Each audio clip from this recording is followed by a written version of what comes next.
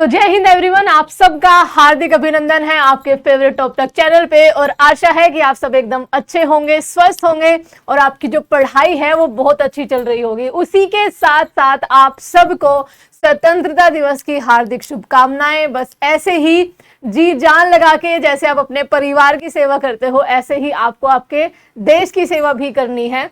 तो बिल्कुल आप सभी को स्वतंत्रता दिवस की बधाइयाँ, ढेर सारी बधाइयाँ।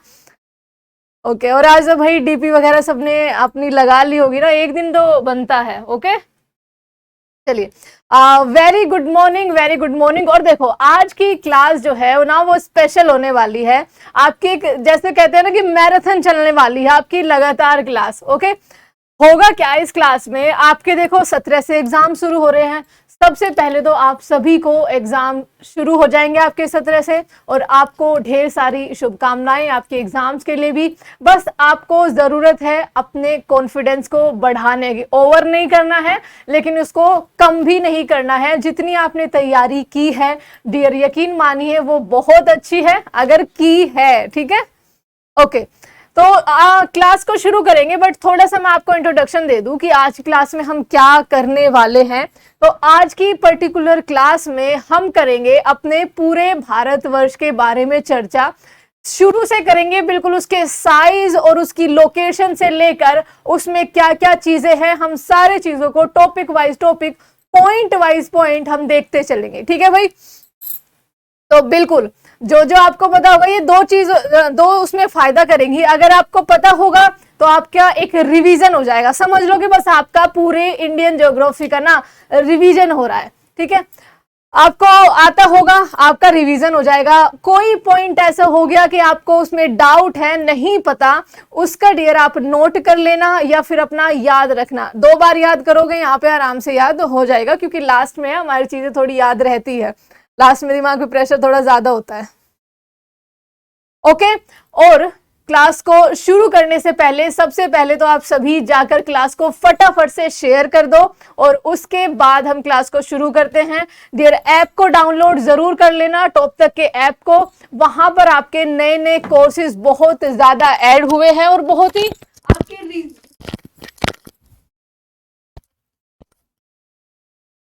आपके रीजनेबल से प्राइस पे आपके जो है कोर्सेज वहां पर अभी ऐड हुए हैं नए नए, तो उनको जाके जरूर देखना। आपकी पसंद का जो भी कोर्स मिलेगा उसको अवेल करना। ठीक है, तो चलो शुरू करते हैं। सबसे पहले हम बात करेंगे भारत के आकार, ठीक है, और भारत की लोकेशन के बारे में। कहाँ पे लाई है, कितना उसका क्षेत्रफल है, कितनी उसकी नॉर्थ साउथ दूरी है, ये सारी चीजें पॉइंट वाइज पॉइंट हम लिखते जाएंगे। ओके तो सबसे पहले तो एक बार नाम को लेकर, क्योंकि सबसे पहले हम यहीं से शुरू करते हैं, तो चलो देखते हैं कि क्या क्या नाम थे हमारे भारत के। सबसे पहले तो भारत के बारे में इंडियन ज्योग्राफी ऐसे लिख लो।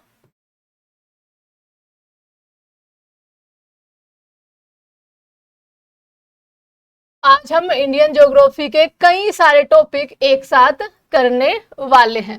तो इंडियन ज्योग्राफी में सबसे शुरू की बात करते हैं कि भारत का नाम कहां कहां से, कौन कौन से ग्रंथ से, किन लोगों ने भारत को क्या पुकारा। ठीक है, तो सबसे पहले तो भारतवर्ष। ठीक है, सबसे पहले क्या, भारतवर्ष। भारतवर्ष नाम कहां से पड़ा, तो आप कहोगे कि ये ऋग्वेद, ठीक है, ऋग्वेद काल के जो राजा भरत थे उनके नाम पर। ठीक है, राजा, ये साक्ष्य में मिलता है यहां से। ठीक है, उसके बाद हिंदुस्तान भी नाम है, हिंद या फिर कहो हिंदुस्तान, प्यारा हिंदुस्तान। आप कहोगे कि मध्यकालीन के जो शासक थे, जो कि आपके आए थे फारसी और अरबी, उन्होंने, ठीक है, तो अरब और फारसी दोनों आपका, फारसियों ने या फिर कहो अरबियों ने। इंडिया आप कहोगे कि अंग्रेजों ने, एक तरह से यूनानियों ने। ठीक है, यूनानी शब्द था इंडोई, जिसको आपने कर दिया इंडिया। आर्यव्रत, आर्यों का निवास स्थान होने के कारण इसको बोला गया आर्यव्रत। ठीक है, आर्यों के निवास स्थान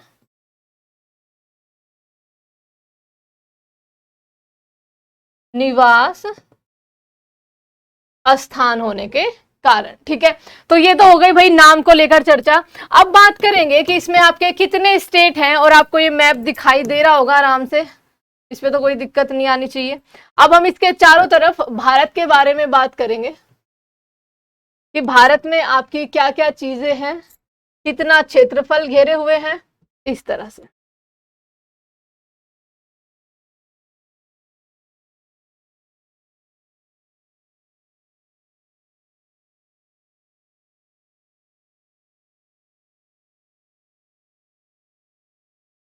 ठीक है, चलिए शुरू करते हैं।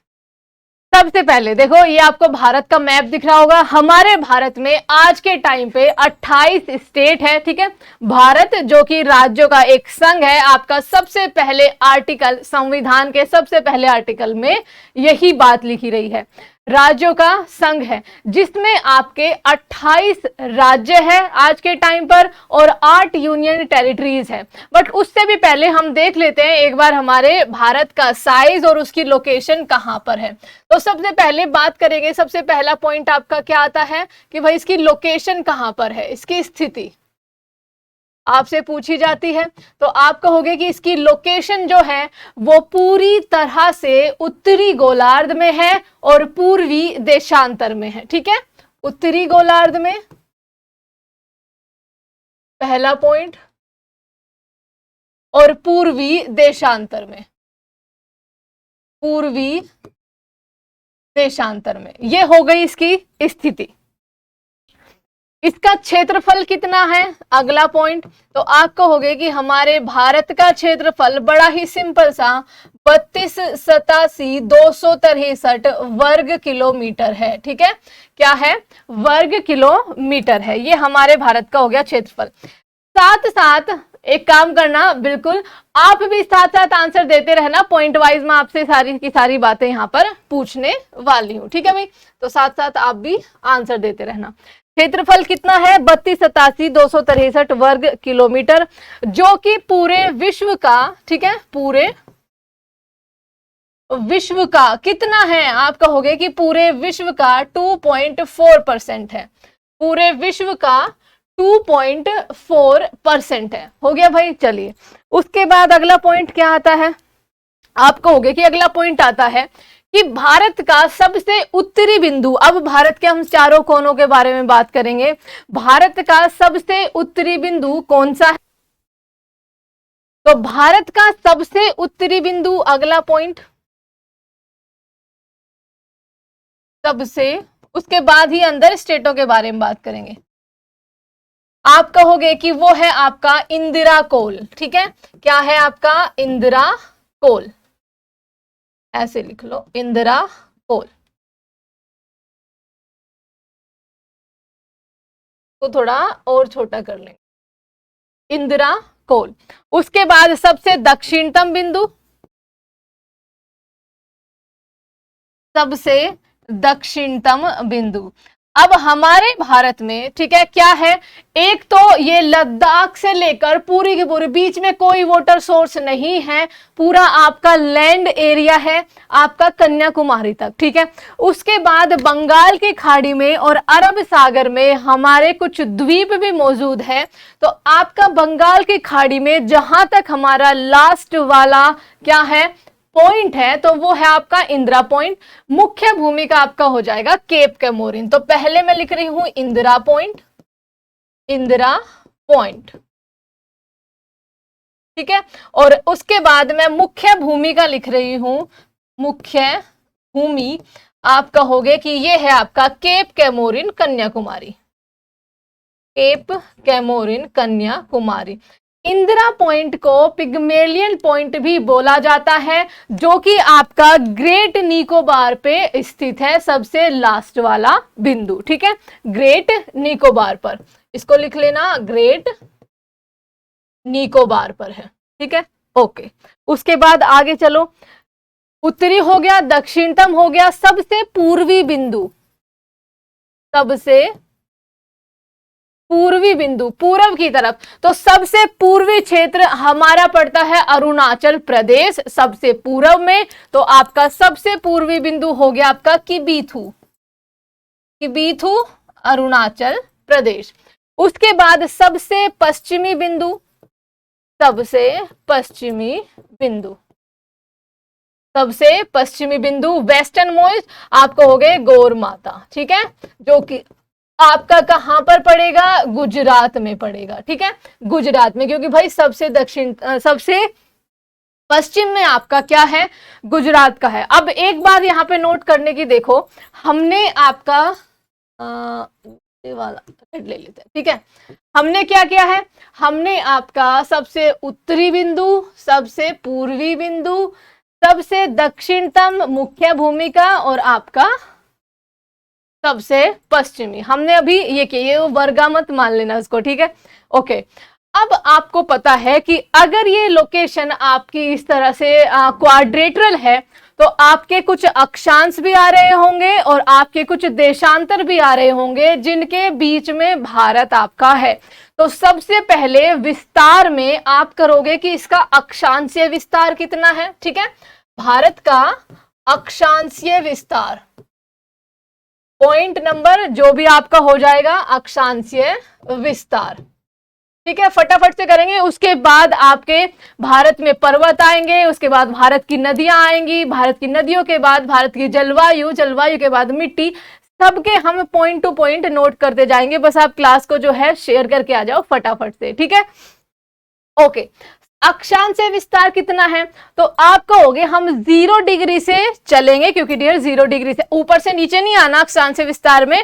हम अगर 0 डिग्री भूमध्य रेखा को आधार मानते हैं, तो हम उससे ऊपर 1 2 3 4 5 और कहीं पर भी जहां पर हमारा भारत का इंदिरा पॉइंट दिख जाएगा वहां से शुरू करेंगे। तो आप उसे कहोगे कि 6 डिग्री 4 मिनट उत्तरी अक्षांश से लेकर ऊपर गए 8 डिग्री 4 मिनट पे, उत्तर में है तो नॉर्थ ही आएगा। ये हमारा इंदिरा पॉइंट हो गया, ये हमारा कैप कैमोरिन हो गया, ये मिनट है डियर, ओके। अच्छा, अब आगे ऐसे बढ़ रहे हैं, इससे आपकी 23.5 डिग्री भी गुजरेगी, यानी कि आपकी कर्क रेखा भी गुजरेगी, और जैसे जैसे आप लद्दाख के उच्चतम बिंदु तक पहुंचोगे, आपकी 37 डिग्री 6 मिनट अक्षांश हो चुके होंगे, 33 डिग्री और आपका 6 मिनट उत्तरी अक्षांश तक। तो ये हमारी अक्षांशीय विस्तार है, कहां से कहां तक, 6 से लेकर 37 तक, ओके, कंफर्म है, ठीक है। उसके बाद देशांतरीय विस्तार, देशांतरीय विस्तार, देशांतरीय विस्तार, देशांतरीय विस्तार हम 0 डिग्री से नापते हैं। 0 डिग्री जो कि आपकी प्रधान माध्याह्न रेखा होती है, जो पूरे विश्व का टाइम बताती है और इंग्लैंड से निकली हुई है ग्रीनविच से, ओके। उसके पूर्व में हम पूरी तरह से है, तो आपका 0 1 2 3 4 5 180 तक है आपके पूर्व में, ऐसे ही आपके पश्चिम में है, ठीक है।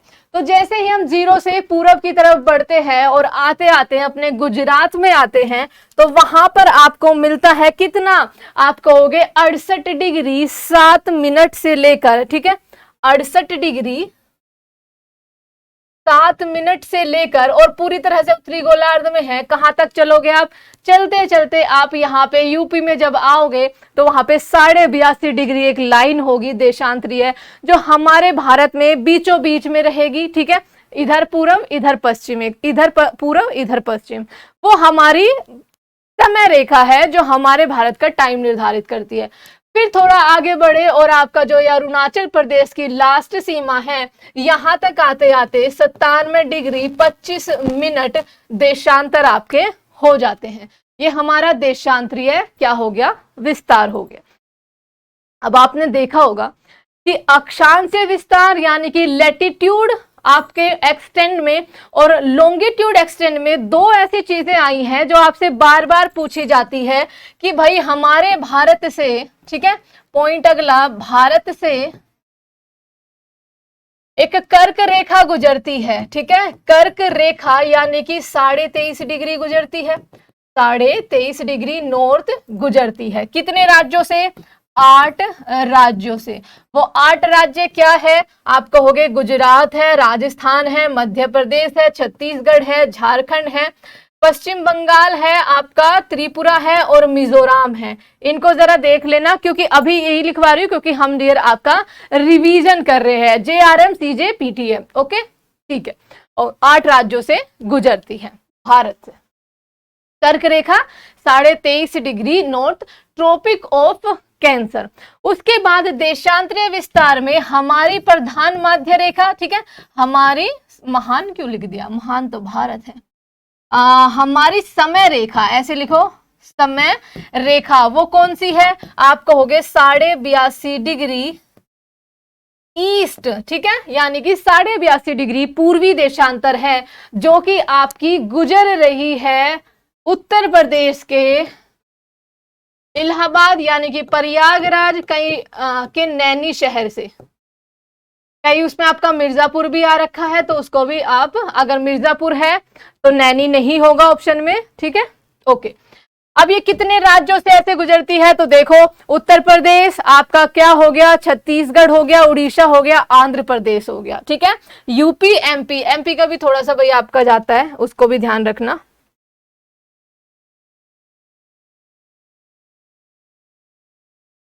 ओके, यहां तक सब कुछ क्लियर है तो जल्दी से बताओ।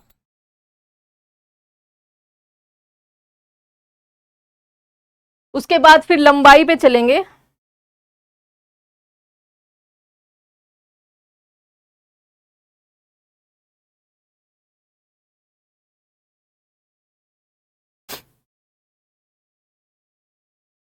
यूपी एमपी 5 राज्यों से ये होकर गुजरती है। क्या हो गया, यूपी, उसके बाद एमपी, एमपी के बाद छत्तीसगढ़, CHH लिख रही हूं, उड़ीसा, उड़ीसा, और नीचे ये आपका आंध्र प्रदेश, ANDRA, ठीक है, आंध्र प्रदेश। इन 5 राज्यों से ये होकर आपकी गुजरती है, ठीक है, हो गया यहां तक भी।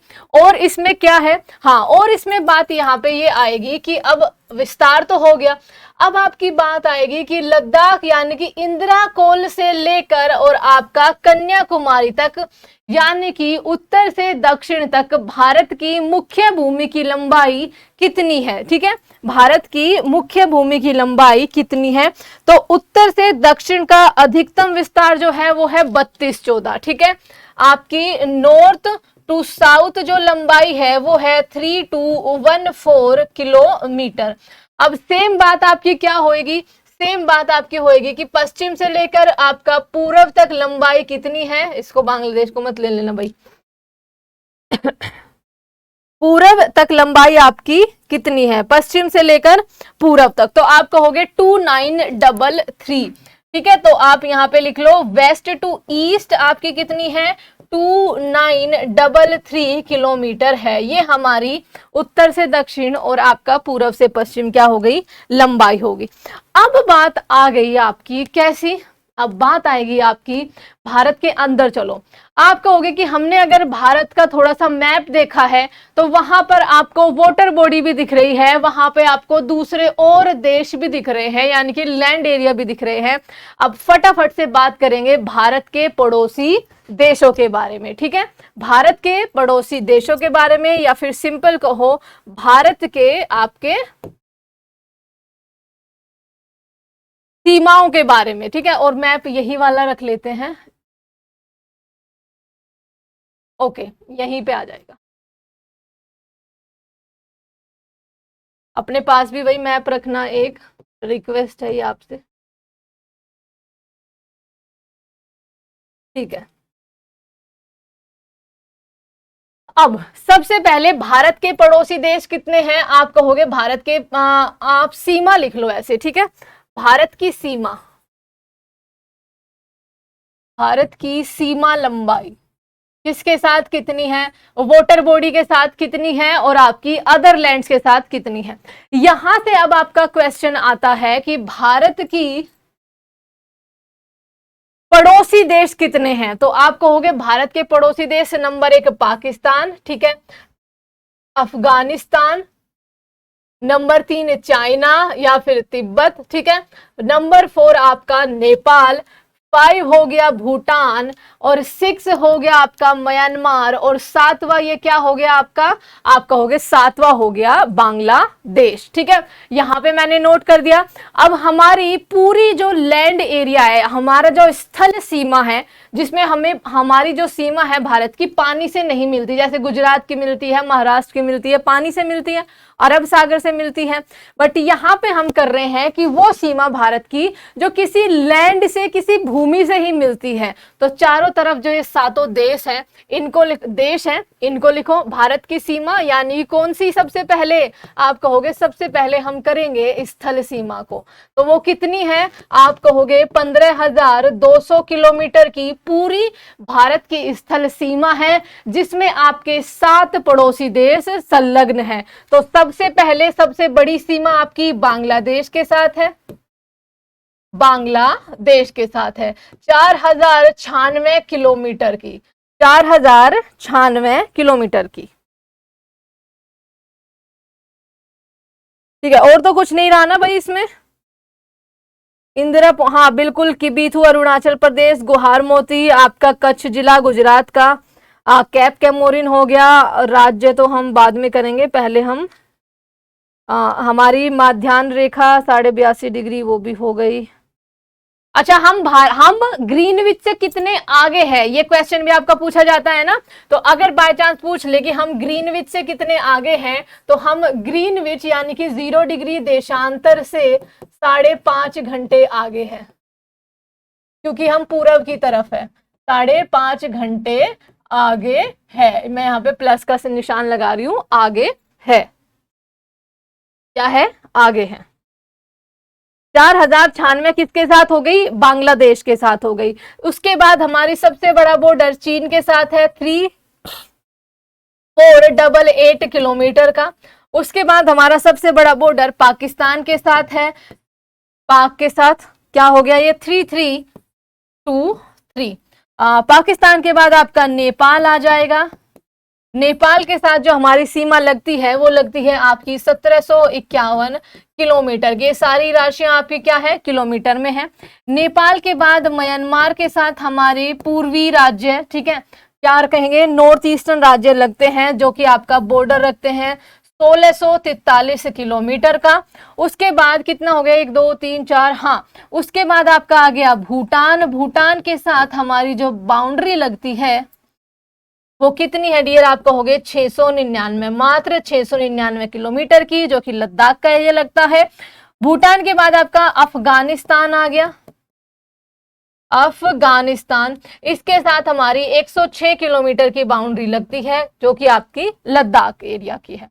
ओके, बांग्लादेश के साथ 5 भारत के राज्य संलग्न हैं, कौन कौन से, ठीक है, देखो, वेस्ट बंगाल 1, मेघालय 2, असम 3, त्रिपुरा आपका क्या हो गया, चौथा हो गया, ठीक है, और मिजोरम क्या हो गया आपका, 5वां हो गया। 5 भारत के राज्य, 5 राज्य भारत के।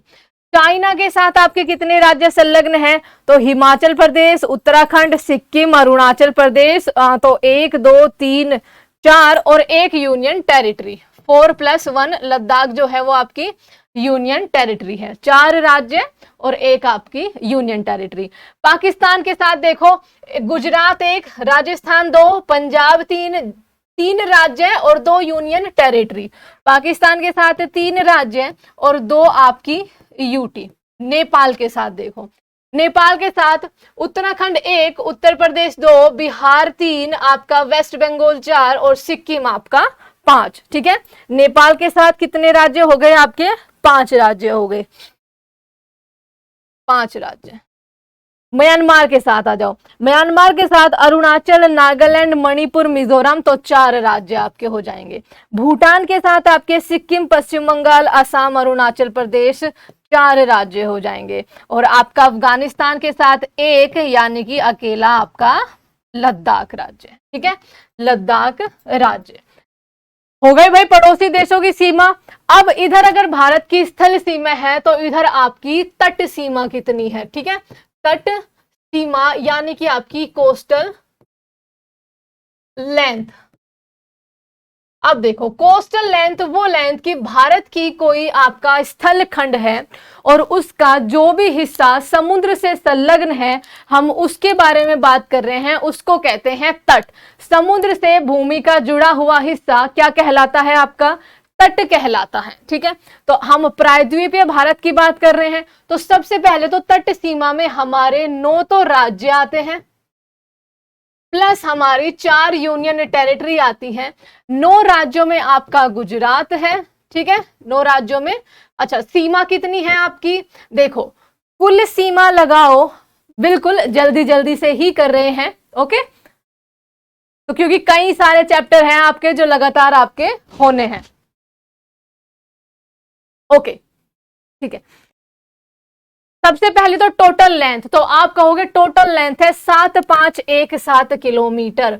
7517 किलोमीटर ये है हमारी, जब हम द्वीपों को भी ऐड करते हैं, और जब हम द्वीपों यानी कि लक्षद्वीप और अंडमान एवं निकोबार को हटा के केवल प्रायद्वीपीय भारत की लेते हैं, तो वो है आपकी 6100 किलोमीटर की लंबाई, जिसमें आपके गुजरात हो गया, महाराष्ट्र हो गया, गुजरात, महाराष्ट्र, और उसके बाद आपका गोवा, कर्नाटक, केरल, तमिलनाडु, आपका आंध्र प्रदेश, आपका उड़ीसा, आपका पश्चिम बंगाल, ये तो हो गए आपके स्टेट। 9 हो जाएंगे, देख लेना एक बार। यूनियन टेरिटरीज में आप कहोगे दमन एंड द्वीप एंड नागर। ठीक है, दादर लिख लो या नागर लिख लो, ये दोनों आज के टाइम पर एक ही है। देखो, ये मिलेगी आपको खंबात की खाड़ी में, गुजरात और महाराष्ट्र के बीच में। उसके बाद आपका पौंडीचेरी, लक्षद्वीप, एंड देन आपका अंडमान एवं निकोबार। अंडमान निकोबार ये हमारे राज्य और यूनियन टेरिटरीज यानी कि केंद्र शासित प्रदेश हैं, जो कि आपकी तट सीमा बनाते हैं, जिनकी लंबाई आपकी कितनी हो गई? आप कहोगे कि जिसकी लंबाई आपकी 7517 किलोमीटर जब आप द्वीपों को ऐड कर देते हो, और 6100 किलोमीटर जब आप केवल मुख्य भूमि या फिर कहो प्रायद्वीपीय भारत को अपने अंदर इसमें रखते हो। ठीक है,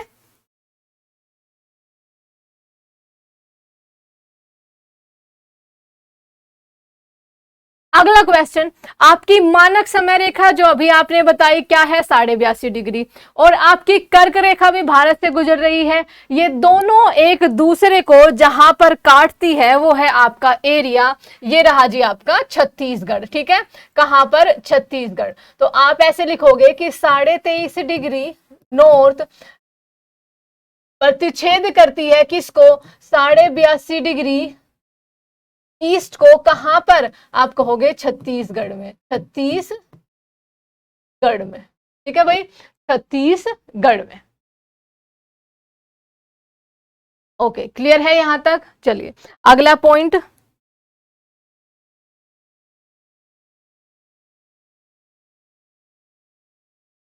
और इसमें भारत के स्थिति और विस्तार में राज्यों की बात हो गई। आपके 28 राज्य हैं। ठीक है, आपके भारत में 28 राज्य हैं। हमारे भारत में 28 राज्य है और 8 यूनियन टेरिटरीज हैं।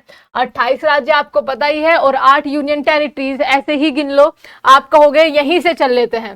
दिल्ली, चंडीगढ़ 2 हो गई, जम्मू कश्मीर, लद्दाख जो नई बनी है 4, दमन एंड द्वीप 5, आपका पौंडीचेरी क्या हो गया 6, लक्षद्वीप 7, और अंडमान एवं निकोबार आपकी 8वीं यूनियन टेरिटरी है। जो नई 2 बनी है वो जम्मू कश्मीर, जिनका स्पेशल राज्य का दर्जा छिन गया है, और आपका लद्दाख है। ठीक है, अब क्षेत्रफल की दृष्टि से भारत का सबसे बड़ा राज्य, अब राज्यों के बारे में थोड़ी बात करेंगे। क्षेत्रफल की दृष्टि से ऐसे आगे लिख लेंगे, चलो पॉइंट वाइज।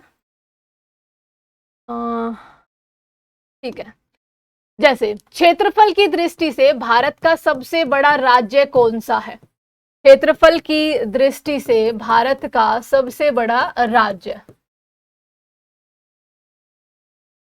सबसे बड़ा राज्य आप कहोगे कि ये है जी आपका राजस्थान, ठीक है, कौन सा है, राजस्थान। अब क्षेत्रफल की दृष्टि से ही अगर सबसे बड़ा राज्य राजस्थान है तो सबसे छोटा राज्य कौन सा होगा, आप कहोगे क्षेत्रफल की दृष्टि से सबसे बड़ा और सबसे छोटा राज्य हो गया आपका गोवा।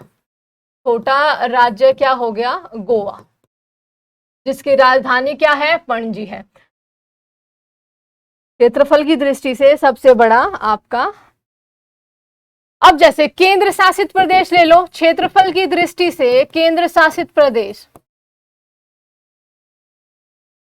दृष्टि से सबसे बड़ा केंद्र शासित प्रदेश, सबसे बड़ी यूनियन टेरिटरी आप कहोगे जी लद्दाख है, ठीक है, क्या है आपकी, लद्दाख। अगर सबसे बड़ी है तो सबसे छोटी यूनियन टेरिटरी, सबसे छोटी यूटी, सबसे छोटी यूनियन टेरिटरी आपकी लक्षद्वीप है, ठीक है, जो कि अरब सागर में 36 द्वीपों का एक समूह है, लक्षद्वीप है। अब यहां पे आपका क्षेत्रफल आ गया, उसी में आपका क्वेश्चन पूछा जाता है कि जनसंख्या की दृष्टि से, ओके, जनसंख्या की दृष्टि से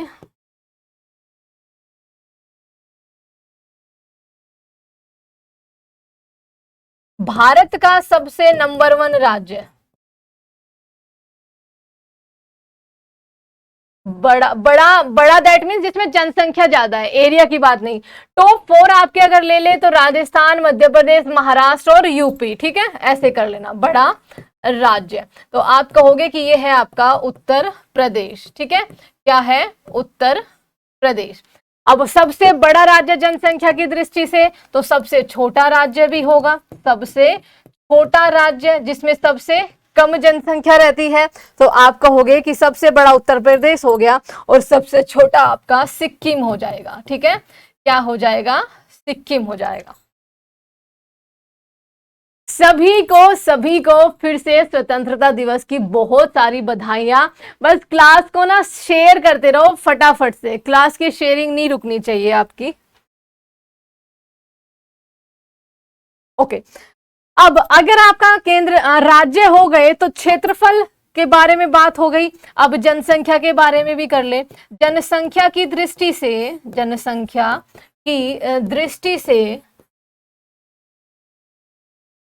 भारत का सबसे बड़ा केंद्र शासित प्रदेश, भारत का सबसे बड़ा केंद्र शासित प्रदेश, सबसे बड़ी यूटी यूनियन टेरिटरी, तो आप कहोगे जी वो है दिल्ली, जो कि हमारे देश की राजधानी भी है। अगर सबसे बड़ी है तो सबसे कम जनसंख्या वाली भी होगी, ठीक है, सबसे कम जनसंख्या वाली यूटी, तो आप कहोगे कि वो है आपकी लक्षद्वीप। तो लक्षद्वीप एरिया में भी यूनियन टेरिटरी में सबसे छोटी है और लक्षद्वीप आपकी जनसंख्या में भी वहां पर कम है, ठीक है, जनसंख्या भी वहां पर कम है।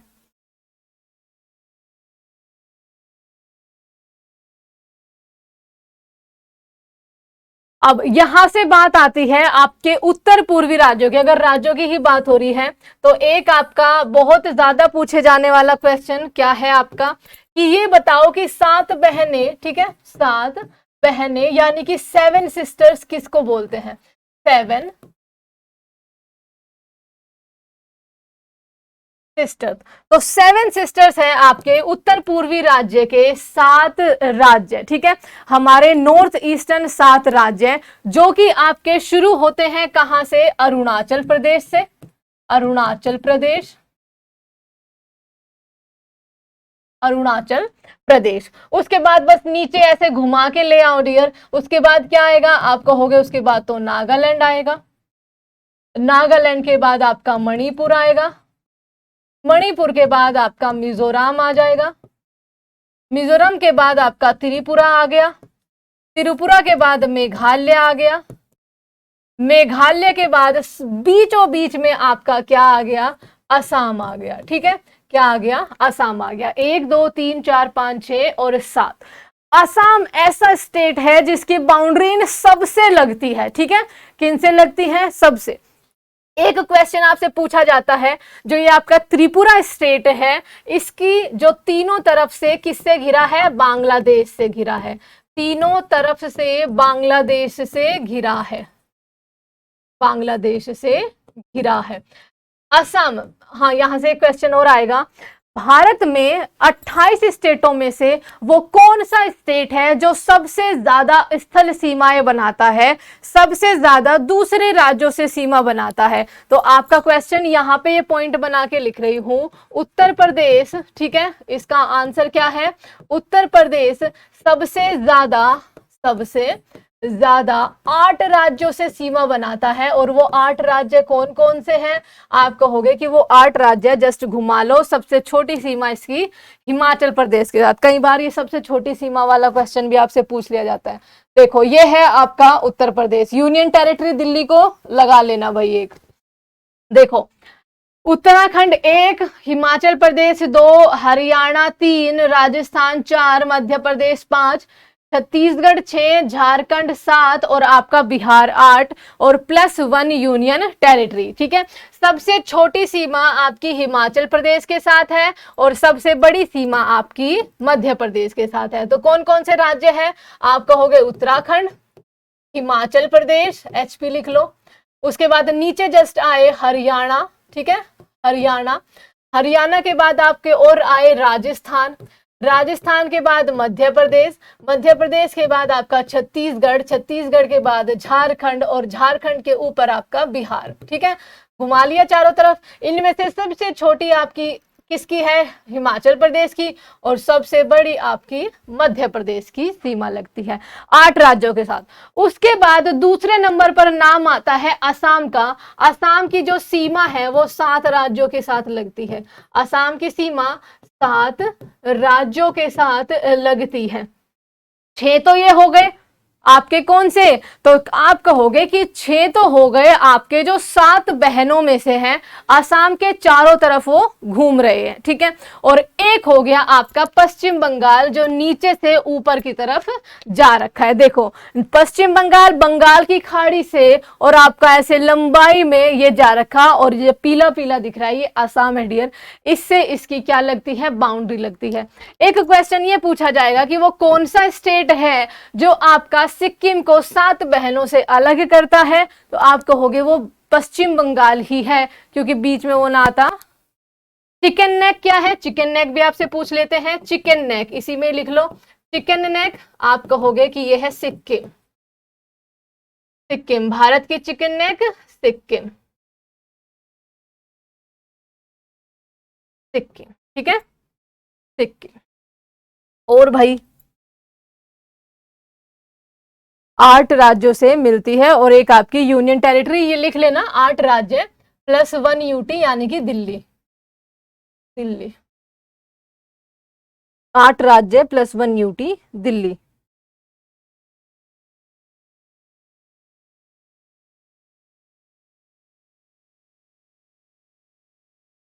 ठीक है, भारत के पड़ोसी देश भी हो गए। भारत के 7 पड़ोसी देशों के अलावा 2 आपके, ठीक है, भारत के 7 पड़ोसी देशों के अलावा 2 आपके जलीय सीमा भी बनाते हैं। श्रीलंका, ठीक है, श्रीलंका जो आज के टाइम पे आपका मालदीव, और यहां से आपका और क्वेश्चन बनेगा, ठीक है। श्रीलंका और मालदीव भारत की जलीय सीमा बनाते हैं, वाटर बाउंड्री। अब यहां से आगे बढ़ो। अब भारत के अक्षांश को लेकर भारत का यहां पे इस वाले में कर लो, ठीक है। देखो भारत से कुछ ना चैनल गुजर रखे हैं, ये आपकी अक्षांश रेखाएं हैं, ठीक है, चैनल या फिर कहो जल संधियां।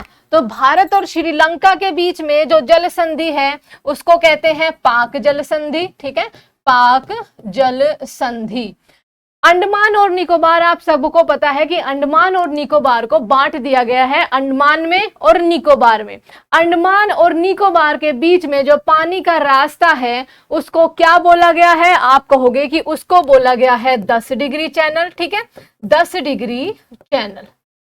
और निकोबार का सबसे आखिरी में कौन सा द्वीप है? आप कहोगे ग्रेट निकोबार। ग्रेट निकोबार के बाद शुरू हो जाता है इंडोनेशिया का सुमात्रा द्वीप, और इन दोनों के बीच में कौन सा चैनल है? आप कहोगे 6 डिग्री चैनल है। अंडमान में ही आपको पता है अंडमान को बांटा गया है नॉर्थ अंडमान, मध्य Andaman, south Andaman, little Andaman. South Andaman से लिटिल अंडमान के बीच में एक पास है, पानी का ही रास्ता है, उसको बोलते हैं डेक्कन पास। ठीक है, डेक्कन पास लिख लेना वो भी भाई। इसके अलावा लक्षद्वीप की अगर बात करें हम, तो लक्षद्वीप की तरफ चले तो भाई लक्षद्वीप 36 द्वीपों का आपका समूह का एक क्या है, हमारा टापू है, जिसमें आपके 36 द्वीप है। ओके, अब लक्षद्वीप में आपका लक्षद्वीप का सबसे बड़ा द्वीप मिनिकोय, लक्षद्वीप से मिनिकोय को जो रेखा अलग करती है, जो चैनल अलग करती है, ठीक है, तो लक्षद्वीप से मिनिकोय आप कहोगे कि ये है आपकी 9 डिग्री चैनल। मिनिकोय से आपका, ऐसे लिख लो मिनिकोय से नीचे आपका दूसरा देश शुरू हो जाता है और वो है आपका मालदीव, इसको लिख लो MAL। ठीक है, और ये है आपकी 8 डिग्री चैनल इन दोनों के बीच में। ये भी आपसे क्वेश्चन बड़ा पूछा जाता है। बाकी राजधानी आप कर ही लोगे, उसमें कोई दिक्कत नहीं है, किसी भी स्टेट की राजधानी में वो आपका बहुत ज्यादा इजी हो जाएगा। हाँ, इसके अलावा भारत की समुद्री सीमा के बारे में अगर बात करें तो वो यहां पे लिख लो। ठीक है, भारत की समुद्री सीमा, समुद्री सीमा, समुद्री सीमा। ठीक है, भारत की समुद्री सीमा। देखो, अब आपका पूरे विश्व में लगभग 70% हिस्से पे आपका जल है, जो कि सबसे बड़ी फॉर्म में है ओशियंस के। हमारे भारत के दक्षिण में आपको मिलेगा क्या, हिंद महासागर, पूर्व में मिलेगा अरब सागर, पश्चिम में मिलेगी पूर्व में मिलेगी बंगाल की खाड़ी, पश्चिम में मिलेगा अरब सागर। अब ऐसा नहीं है कि कोई भी देश, अब आपको पता है इतने सारे देश है दुनिया में, कोई भी देश ऐसे नहीं है कि अपनी मनमर्जी से समुद्र में उतरा और जो उसका मन किया वो उसने कर लिया। हर एक देश की सीमा, समुद्री सीमा बांटी गई है कि भाई इतने से इतनी दूरी तक आप एक पर्टिकुलर काम या फिर अपनी इकोनॉमी के लिए वहां पे मछली पालन, वहां पे ड्रिलिंग कर सकते हो। उसके बाद आप इंटरनेशनल जो रूल्स हैं उनका वोलेशन करोगे। दैट मीन्स इसके आगे आप समुद्र में बिना किसी अथॉरिटी के नहीं जा सकते, आपको दूसरे देशों से परमिशन लेनी पड़ेगी जो उसके नजदीक होगा। ठीक है, तो आपकी सबसे पहले तो पारदेशिक जल सीमा जो है वो आपकी 12 नॉटिकल माइल्स। ठीक है, पारदेशिक 12 नॉटिकल माइल, NM लिख रही हूं मैं, 12 नॉटिकल माइल। उसके बाद आपका संलग्न क्षेत्र 12 + 12 संलग्न हो गया 24। ठीक है, 12 + 12 और 12 बढ़ा दो 24 नॉटिकल माइल्स। और आपका एक्सक्लूसिव इकोनॉमिक जोन हो जाता है उसके बाद आपका 200 नॉटिकल माइल्स तक। तो ये आपकी क्या हो गई, समुद्री सीमाएं होगी भाई, यहां तक हम कुछ भी कर सकते हैं। अब जल्दी से बताओ कि भारत की स्थिति और विस्तार में आपको कोई भी डाउट है कि भाई वो वाला पॉइंट रह गया, ये वाला हमारा नहीं हुआ, तो जल्दी से बताओ एक बार। उसके बाद फिर फटाफट से चलेंगे आपके हिमालय पर या फिर कहो पर्वतों पर। ठीक है, पर्वतों पर भारत में जो है सिर्फ उनकी ही बात करेंगे। ओके, उसके बाद रिवर्स वाला हमारा चैप्टर शुरू हो जाएगा। तो बहुत जल्दी आपका भारत की स्थिति एवं विस्तार, जिनमें 3-4 क्लासेस लगती है, तो पॉइंट वाइज आपके सारे यहाँ पे हो गए। कोई भी डाउट है तो जल्दी से पूछो। ओके,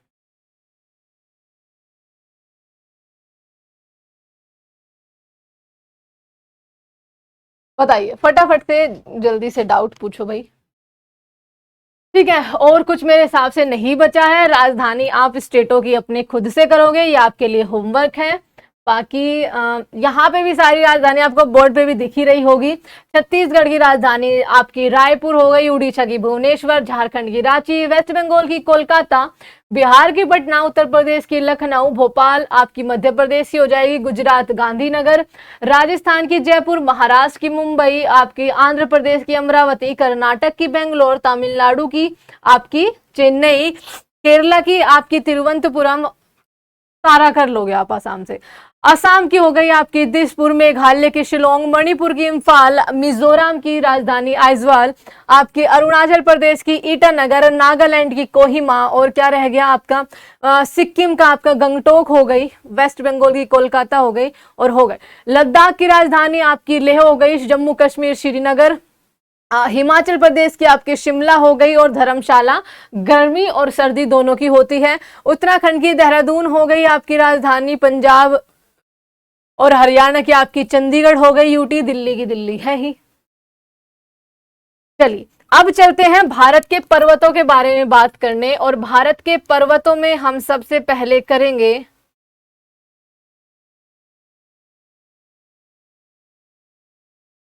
ठीक है, केवल भारत की पर्वतों के बारे में बात करेंगे। तो भारत में दो तरह से पर्वत है। एक तो हमारे भारत के स्थिति और विस्तार के बारे में बात करें तो भारत के उत्तर में पर्वत है, ठीक है, उत्तर में क्या है, हिमालय पर्वत है। आपके बीच में आपके समतल मैदान है और नीचे आपके प्रायद्वीपीय भारत के पर्वत हैं। तो अब हम इसी मैप से सारी श्रेणियां लिख लेंगे, भारत की टॉप 3 कौन सी है, प्रायद्वीपीय भारत में आपके क्या क्या है, ये सारी चीजें हम यहाँ पे कर लेंगे। ओके, तो चलो हिमालय का मैप तो दिख ही रहा होगा, लाओ मैं आपके लिए इसको थोड़ा हाईलाइट कर लेती हूँ। देखो हिमालय आपका कितने श्रेणियों में, सबसे पहले तो हिमालय का अगर मैं विस्तार बोलूं, इसको ऊपर कर लेते हैं थोड़ा, हिमालय का विस्तार नहीं, हिमालय का निर्माण कैसे हुआ कि आप बोलोगे कि भाई जब इंडियन प्लेट आपकी अफ्रीका से अलग होकर गोंडवाना बना, गोंडवाना से अफ्रीका, या फिर कहो जो जीरो भूमध्य रेखा के दक्षिण गोलार्ध में जो आपके भूमिखंड है वो टूट टूट कर अलग हुए, तो वहीं से एक बना आपका अफ्रीका महाद्वीप। अफ्रीका महाद्वीप के दक्षिण में से एक छोटा सा टुकड़ा अलग होके आपका उत्तर पूर्व की तरफ प्रवाहित होता चला गया, जिसको इंडियन प्लेट बोला गया। वो जाके आपकी यूरेशियन प्लेट से टकरा गई, जो कि आपकी किससे, अंगारा लैंड से निर्मित हुई थी। यूरेशियन प्लेट से जब वो टकराई तो उन दोनों के बीच में जो अवसाद थे उनमें वलन पड़ गए। वो अवसाद कौन से थे, आप कहोगे कि वो अवसाद थे टेथिस सागर से। टेथिस सागर के अवसादों में वलन पड़ने के बाद आपका हिमालय का निर्माण हुआ। दोनों तरफ पड़े, हमारी तरफ हिमालय बना, इनकी तरफ आपका कुल्लून पर्वत बना। देखो ये लिखा हुआ है कुल्लून पर्वत, और बीच का जो कम उठा हुआ भाग था आपका गोलाई के रूप में जिसकी चोटियां थी, वो आपका पामीर पठार के रूप में, या फिर इधर आओ तो तिब्बत के पठार के रूप में जिसका निर्माण हुआ। उसके बाद भारत की बात करें तो भारत में हिमालय को 4 श्रेणियों में बांटा गया कि भाई सबसे पहले तो आपका ट्रांस हिमालय, जिसका निर्माण बहुत पहले ही हो चुका था, ट्रांस हिमालय। उसके बाद आपका महान हिमालय बना, महान हिमालय जिसमें विश्व की सबसे ऊंची ऊंची चोटियां हैं। महान हिमालय के बाद लघु हिमालय उसी के दक्षिण में आपका बना। ये सारी की सारी आपकी समानांतर श्रेणियां हैं। और उसके बाद आपकी शिवालिक की पहाड़ियां, ये बहुत ज्यादा ऊंची नहीं है। एक तरह से कहो तो ये आपके महान और लघु हिमालय के अवसाद है, क्या, शिवालिक की पहाड़ियां ऐसे बने। अब ट्रांस हिमालय पे भी आपकी कुछ चोटियां निकली जिनको ऊंची ऊंची थी और हमारे भारत में लाई कर रही थी, तो हमने उनको कुछ नाम दे दिया। ट्रांस हिमालय में आपकी सबसे ऊपर निकली काराकोरम श्रेणी, ठीक है, काराकोरम श्रेणी, जिसपे आपकी K2 जिसका नाम है आपका Godwin Austin, Godwin Austin, Godwin Austin, जो हमारे भारत की सबसे ऊंची चोटी है।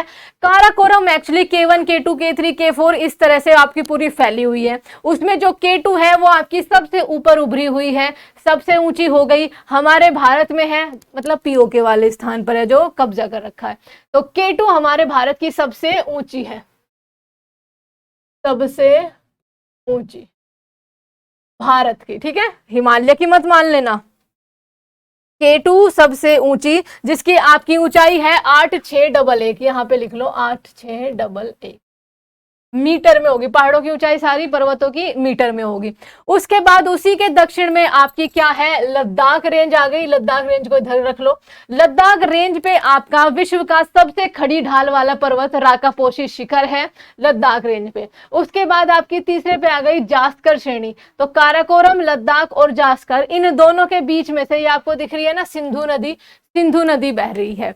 हिमालय का जो भाग आपका पश्चिम की तरफ जा रखा है पाकिस्तान अफगानिस्तान में, वहां पे इसको हिंदू कुश और पाकिस्तान में सुलेमान रेंज बोलते हैं। हिमालय को आपका नेपाल में क्या बोलते हैं, सागरमाथा बोलते हैं। और हिमालय को ये जो आपका देखो यहां से फिर वो नामचा पर्वत से क्या आता है दक्षिण की तरफ, कहां पर, ये आपका हो गया म्यांमार, ठीक है। म्यांमार में इसको अराकान योमा बोलते हैं, हिमालय को अराकान योमा, अराकान योमा हिल्स। इन दोनों की जो सीमा पर है, चलिए यहाँ पे बाद में आएंगे, पहले आप यहीं पे आ जाओ। ठीक है। उसके बाद ये महान हिमालय शुरू हो जाता है। अब ट्रांस हो गया हमारा खत्म। ट्रांस फिर आपका कैलाश के रूप में फैला हुआ है, कहां पर? आपका तिब्बत में। इसके नीचे आपका आ जाता है, देखो ये आपकी महान हिमालय की श्रेणियां, महान हिमालय की श्रेणियां।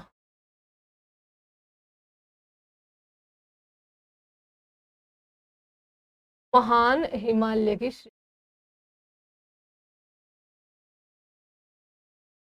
और ये दक्षिण की तरफ मुड़कर ऐसे आपकी फिर आपके अंडमान और निकोबार द्वीप समूह के रूप में चली जाती है। देखो महान हिमालय पे विश्व की सबसे ऊंची ऊंची चोटियां है। पहले तो विश्व की जो सबसे ऊंची चोटी है ग्रेट हिमालय, वो आपकी कहां पर है? नेपाल में है।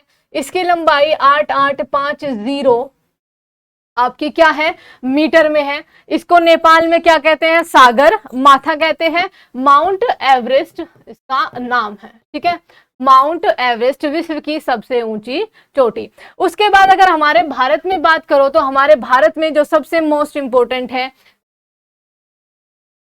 ओके, जैसे आपकी उत्तराखंड में हो गई आपकी कामेत, हो गई नंदा देवी। आप नंदा देवी को ध्यान रखोगे, नंदा देवी, ठीक है, कहां पर है? उत्तराखंड में है।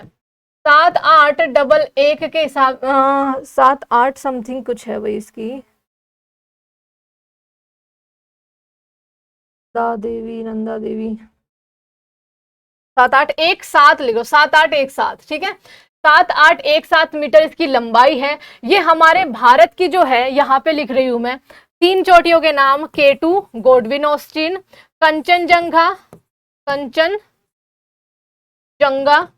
उसके बाद आपकी नंदा देवी, ठीक है। महान हिमालय की है दोनों की दोनों। अब एक बार देखो कंचनजंगा ये रही, देखो ये महान हिमालय आपका कहां से लेकर जम्मू कश्मीर में या फिर को इसको लद्दाख वाला एरिया आज के टाइम पे, तो यहां पर ये कहां से? नांगा पर्वत से लेकर अरुणाचल में नामचा पर्वत तक फैला हुआ है, जहां पे इसके उत्तराखंड में कामेत, त्रिशूल, केदारनाथ, बद्रीनाथ, इस पे ग्लेशियर्स बहुत है आपके। क्या हो गए? गंगोत्री, यमुनोत्री, ये सारे ग्लेशियर्स हो गए, मतलब बर्फ के एक तरह से पर्वत। नंदा देवी ये इस पे चोटियां हैं। नंदा देवी हमारे भारत की तीसरी सबसे ऊंची चोटी है। उसके बाद नेपाल देश आ जाता है, इसमें हिमालय की टॉप आपकी बहुत ऊंची चोटियां हैं। गौरी शंकर हो गई, अन्नपूर्णा हो गई, धौलाधार हो गई, धौलागिरी हो गई। धौलाधार आपकी कहाँ पे है? आपकी हिमाचल प्रदेश में, ठीक है।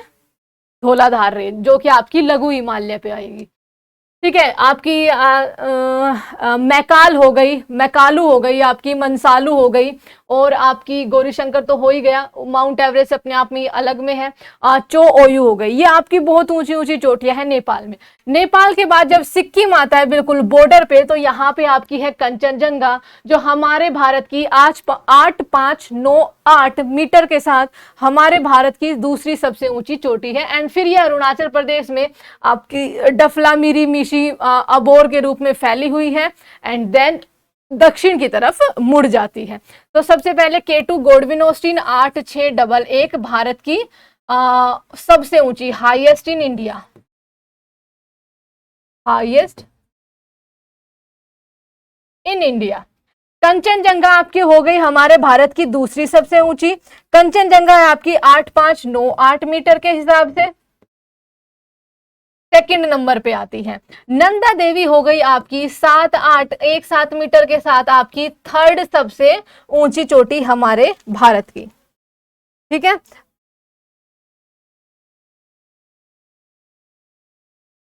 धौलागिरी नेपाल में, धौलागिरी नेपाल में।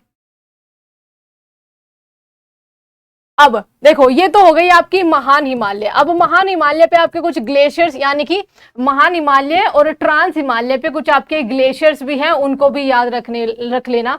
कुछ प्रमुख ग्लेशियर्स जो आपको याद रखने हैं वो आपके ग्लेशियर्स हैं, जैसे आपका हिस्पर हो गया, हिस्पर ये आपकी काराकोरम श्रेणी के हैं। सियाचिन,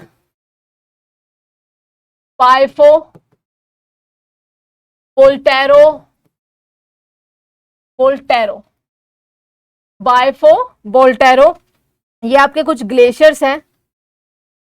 आपका गंगोत्री जहां से गंगा का उद्गम है, आपकी यमुनोत्री जहां से आपका यमुना का वो ओरिजिन है, आपका केदारनाथ, बद्रीनाथ, ये सारे आपके ग्लेशियर्स हैं, ठीक है। केदारनाथ हो गया, बद्रीनाथ हो गया, एक और है कामेंग पर्वत, आपका उत्तराखंड में ही है भाई। एक उत्तराखंड में और ग्लेशियर है, मिलाम ग्लेशियर, ठीक है। मिलाम ग्लेशियर, मिलाम भी आपका कहां पर है, उत्तराखंड में है। ये ऊपर के 4 आपके जम्मू कश्मीर एंड लद्दाख दोनों में है, यानी कि काराकोरम श्रेणी के हिस्से हैं।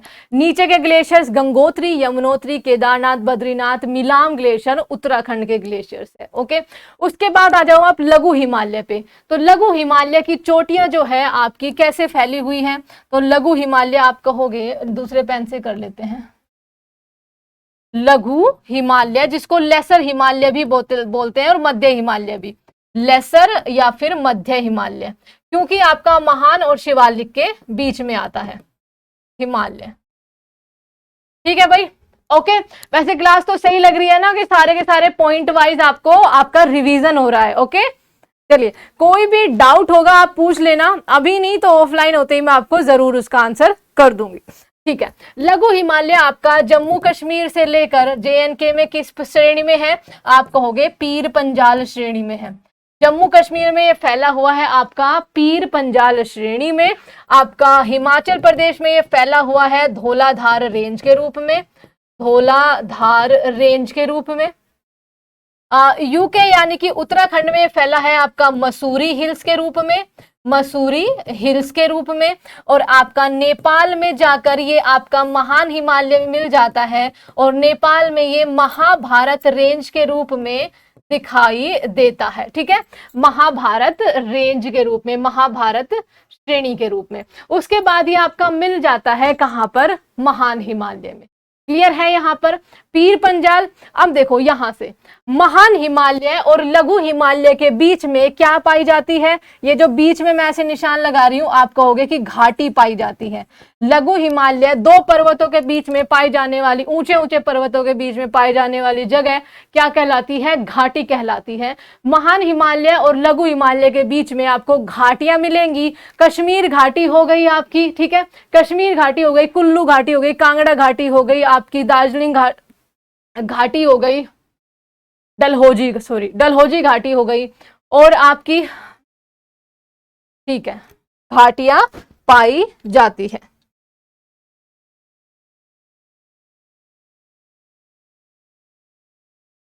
ओके, अब लघु हिमालय में आपसे और पूछा जाता है, लघु हिमालय की ढालों पर, लघु हिमालय देखो आपको बर्फ मिलेगी महान हिमालय तक। लघु हिमालय पे जैसे कि आपकी ज्यादातर श्रेणियां जो उत्तराखंड में है, वहां पे केवल सर्दियों के टाइम पर ही आपको बर्फ मिलेगी। लघु हिमालय, अब यहाँ पर घास के मैदान मिलेंगे। लघु हिमालय की ढालों पर आपके घास के मैदान, आपके घास के मैदान पाए जाते हैं, जिनको कहते हैं उत्तराखंड में, जम्मू कश्मीर में मर्ग। ठीक है, क्या कहते हैं, मर्ग, जम्मू एंड कश्मीर में। बुग्याल आपका उत्तराखंड में। ठीक है, मैं उत्तराखंड को यहाँ पर यूके प्रेजेंट कर रही हूँ, कहां पर, उत्तराखंड में। मर्ग जैसे आपका सोनमर्ग हो गया, गुलमर्ग हो गया। बुग्याल और प्याल आपका क्या कहां पे कहते हैं, उत्तराखंड में कहते हैं घास के मैदानों को, बुग्याल या फिर प्यार कहते हैं। प्यार नहीं, प्यार है वो। लघु हिमालय आपका सबसे बेस्ट है टूरिस्ट डेस्टिनेशन के लिए। मसूरी हिल्स हो गई, रानीखेत हिल्स हो गई, नैनीताल हो गया, आपका डलहौजी हो गया, दार्जिलिंग हो गया पश्चिम बंगाल में, ये सारे आपके क्या है, शिमला हो गया, चक्राता हो गया, ये सारे आपके टूरिस्ट डेस्टिनेशन है। आपका पूरा का पूरा नेपाल जो है, काठमांडू उसकी राजधानी, वो पूरा का पूरा घाटी एरिया है। काठमांडू घाटी बहुत ज्यादा फेमस है। देखो कहां तक आ गए हम, लघु तक। उसके नीचे, लघु के नीचे आपकी आ जाएगी शिवालिक। ठीक है, लघु के नीचे आपकी कौन सी श्रेणी आ जाएगी, शिवालिक की श्रेणियां। शिवालिक की श्रेणियां आपकी कुछ ज्यादा ऊंची नहीं है, ये केवल आपके इसके गिरिपद है। शिवालिक श्रेणियां, शिवालिक की पहाड़ियां सबसे दक्षिण में आपको मिलेगी, इसकी ऊंचाई आपकी ज्यादा नहीं है। अब लघु हिमालय और शिवालिक के बीच में, ठीक है, लघु हिमालय और शिवालिक के बीच में, दूसरे पेन से लिखती हूं, लघु हिमालय और शिवालिक के बीच में आपकी कुछ समतल सी घाटियां मिलेगी। क्या मिलेगी, समतल घाटियां। देखो भाई, दो पर्वतों के बीच में समतल मैदान तो कहेंगे नहीं, दो पर्वतों के बीच में आपको घाटी मिलेगी। तो जो ये समतल घाटियां हैं लघु और शिवालिक के बीच में, इनको बोला जाता है दून एवं द्वार, जहां आपके बने हुए हैं देहरादून और आपका हरिद्वार। ठीक है, लाइक देहरादून और हरिद्वार, दून एवं द्वार। जैसे जम्मू दून आपका, ठीक है, जम्मू दून कश्मीर घाटी, और आपका यहाँ पे शिवालिक के बीच में क्या आ जाएगा, जम्मू दून। ठीक है, जम्मू दून, जम्मू को बोलते हैं ना जम्मू दून, बहुत बार सुना होगा जम्मू दून। अब इसके बाद शिवालिक के बाद आपके शुरू हो जाते हैं हमारे आपके उत्तर भारत के विशाल मैदान। शिवालिक के बाद अब देखो यहाँ से बहुत सारे रिवर्स भी बह रही है, हम आगे रिवर्स के बारे में ही बात करने वाले हैं। हिमालय में जो ग्लेशियर्स है, लाइक यहाँ पे आपका कैलाश ग्लेशियर है, ठीक है, कैलाश पर्वत है, उसके नीचे उस ग्लेशियर्स के पिघलने से दो झीलें बनी हुई है, कई सारी हैं बट इंपॉर्टेंट आपकी मानसरोवर और राकसताल झील बनी हुई है। आपके और कई सारे ग्लेशियर्स हैं, आपका यहाँ पे सिक्किम में जेमू ग्लेशियर्स हो गया, ये आपका सियाचिन ग्लेशियर हो गया, आपका बोल्टेरो बाइफो, इनके पिघलने से डियर झील का निर्माण होता है, जिसके बाद एक नदी आपकी एक धारा में बहती है। तो उत्तर भारत में हिमालय के ग्लेशियरों से बहुत सारी नदियों का निर्माण हो रहा है, जो दक्षिण की तरफ चल चल के जिसने अपने अवसाद यहाँ पर बिछा दिए, जिनको हमने बाद में उत्तर भारत के विशाल मैदानों के रूप में पढ़ा है। तो आपका शिवालिक के बाद से नदियां जो है पहाड़ों के रास्ते, पहाड़ों की ढाल को छोड़कर एक समतल मैदान पर आना शुरू होती हैं। तो नदियां सबसे पहले अपने मोटे कणों को, पत्थरों को पहले छोड़ती है, तो उसको भाबर कहते हैं एरिया को। उसके बाद वो कुछ दलदली सा तराई, चिकनी मिट्टी वाला एरिया छोड़ती है, उसको तराई क्षेत्र कहते हैं। देन वो अपने महीन कण यानी कि मेन अवसादों को, जिनको आप जलोढ़ मिट्टी कह देते हो, उनको छोड़ती है। दो प्रकार के होती हैं, एक नई जलोढ़, एक पुरानी जलोढ़। नई जो अपने साथ साथ वो लाती रहती है और लेयर बाय लेयर बिछाती रहती है, पुरानी जो की पहले ही बिछ चुकी होती है। तो पुरानी को कहते हैं बांगर और नई को कहते हैं खादर। बट उससे पहले आप बात करेंगे अब किसके बारे में, कि भाई अब ये तो हो गया हमारे विशाल मैदान, और उसके नीचे, हाँ एक और बात, आपका अरुणाचल प्रदेश और म्यांमार की सीमा पर जो हिल है, ठीक है, अरुणाचल प्रदेश और म्यांमार की सीमा पर जो हिमालय की हिल्स है, उनको कहते हैं पटकई बम हिल्स। ठीक है, पटकई बम हिल्स, पटकई बम हिल्स। अब नागालैंड में ये आपकी नागा हिल्स है, मणिपुर में मणिपुर हिल्स के नाम से है, आपका आसाम में मिकिर हिल्स के नाम से हिमालय की श्रेणियां हैं। गारो, खासी, जयंतिया आपके प्रायद्वीपीय भाग है। अब प्रायद्वीपीय भाग को देखो थोड़ा सा, ठीक है, प्रायद्वीपीय भारत की हिल्स देखो, प्रायद्वीपीय पठार, हिमालय हो गया, प्रायद्वीपीय पठार। हमारा प्रायद्वीपीय भारत जो कि पठारी है, उस पे कुछ, अब जैसे देखो ये पठार है, अब इनमें कुछ एक ऊंची सी चोटी निकल गई, तो आप इसका नाम कुछ रख दोगे, मान लो इसका नाम आपने लिख दिया कि भाई ये अनाईमुड़ी है, तो ये प्रायद्वीपीय भारत की क्या हो गई, सबसे ऊंची चोटी हो गई। तो हमारे प्रायद्वीपीय भारत में आपके सबसे पहले तो पठार है बीच में, और उन दोनों के किनारों पे, लाइक आपका मान लो यहां से शुरू हो गया आपका, ठीक है भाई, चलो इतना, ठीक है, तो यहाँ पे आपका कोने पे बने हुए हैं आपके पश्चिमी घाट के ऊंचे ऊंचे थोड़े पर्वत। ठीक है, ये हो गए आपके पश्चिमी घाट जो आपके नीलगिरी पे आके मिल जाते हैं। ये आपके क्या हो गए, आपका हो गए, ये आपके पूर्वी घाट हो गए जो उतने ऊंचे नहीं है, ध्यान देना, जो उतने ऊंचे नहीं है। बट उससे पहले इस बीच वाले भारत में, ठीक है, इस बीच वाले भारत में आपके कुछ पठार है। जैसे आपका सबसे पहले राजस्थान से बात करते हैं, राजस्थान में ये है आपकी अरावली हिल्स। ठीक है, अरावली हिल्स आपने अभी पीछे मैप में भी देखा होगा, अरावली हिल्स। अरावली हिल्स आपकी गुजरात से लेकर, ये क्या हो गया आपका यहाँ पे गुजरात, गुजरात से लेकर गुजरात, राजस्थान, हरियाणा और दिल्ली रिज तक फैली हुई है। सबसे ज्यादा एरिया इसका राजस्थान में लाई करता है। राजस्थान में इसकी सबसे ऊंची चोटी क्या है, आपकी गुरु शिखर है।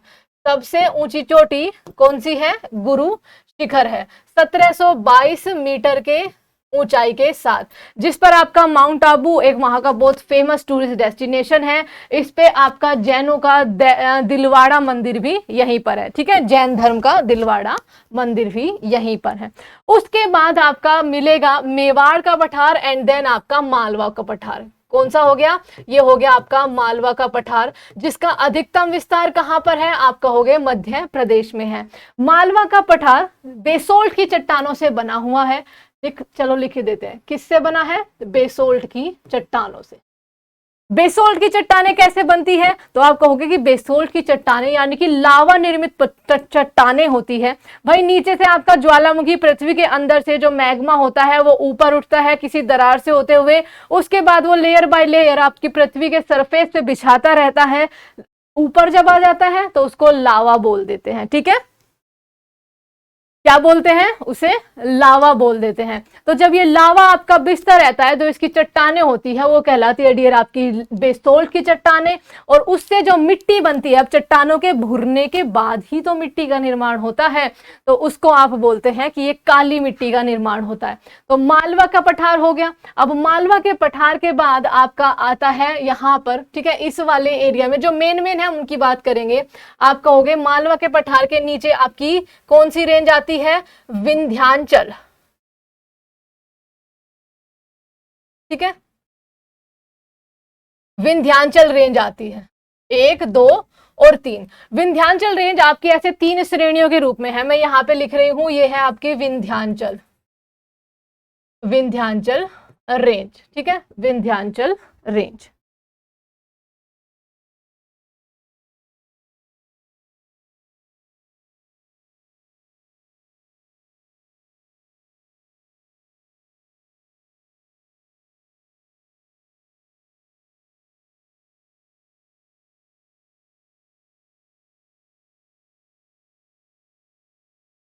ठीक है, विंध्याचल रेंज आपका कैमूर हिल्स के रूप में आपकी बहुत ज्यादा जानी जाती है। कैमूर हिल्स और आपकी पारसनाथ हिल्स के रूप में विंध्याचल रेंज के नीचे एकदम आपका पर्वत है जो कि आपका 3 श्रेणियों के रूप में ही है, और ये है आपकी सतपुड़ा रेंज आपकी फेमस है। सतपुड़ा श्रेणी, सतपुड़ा की पहाड़ियां,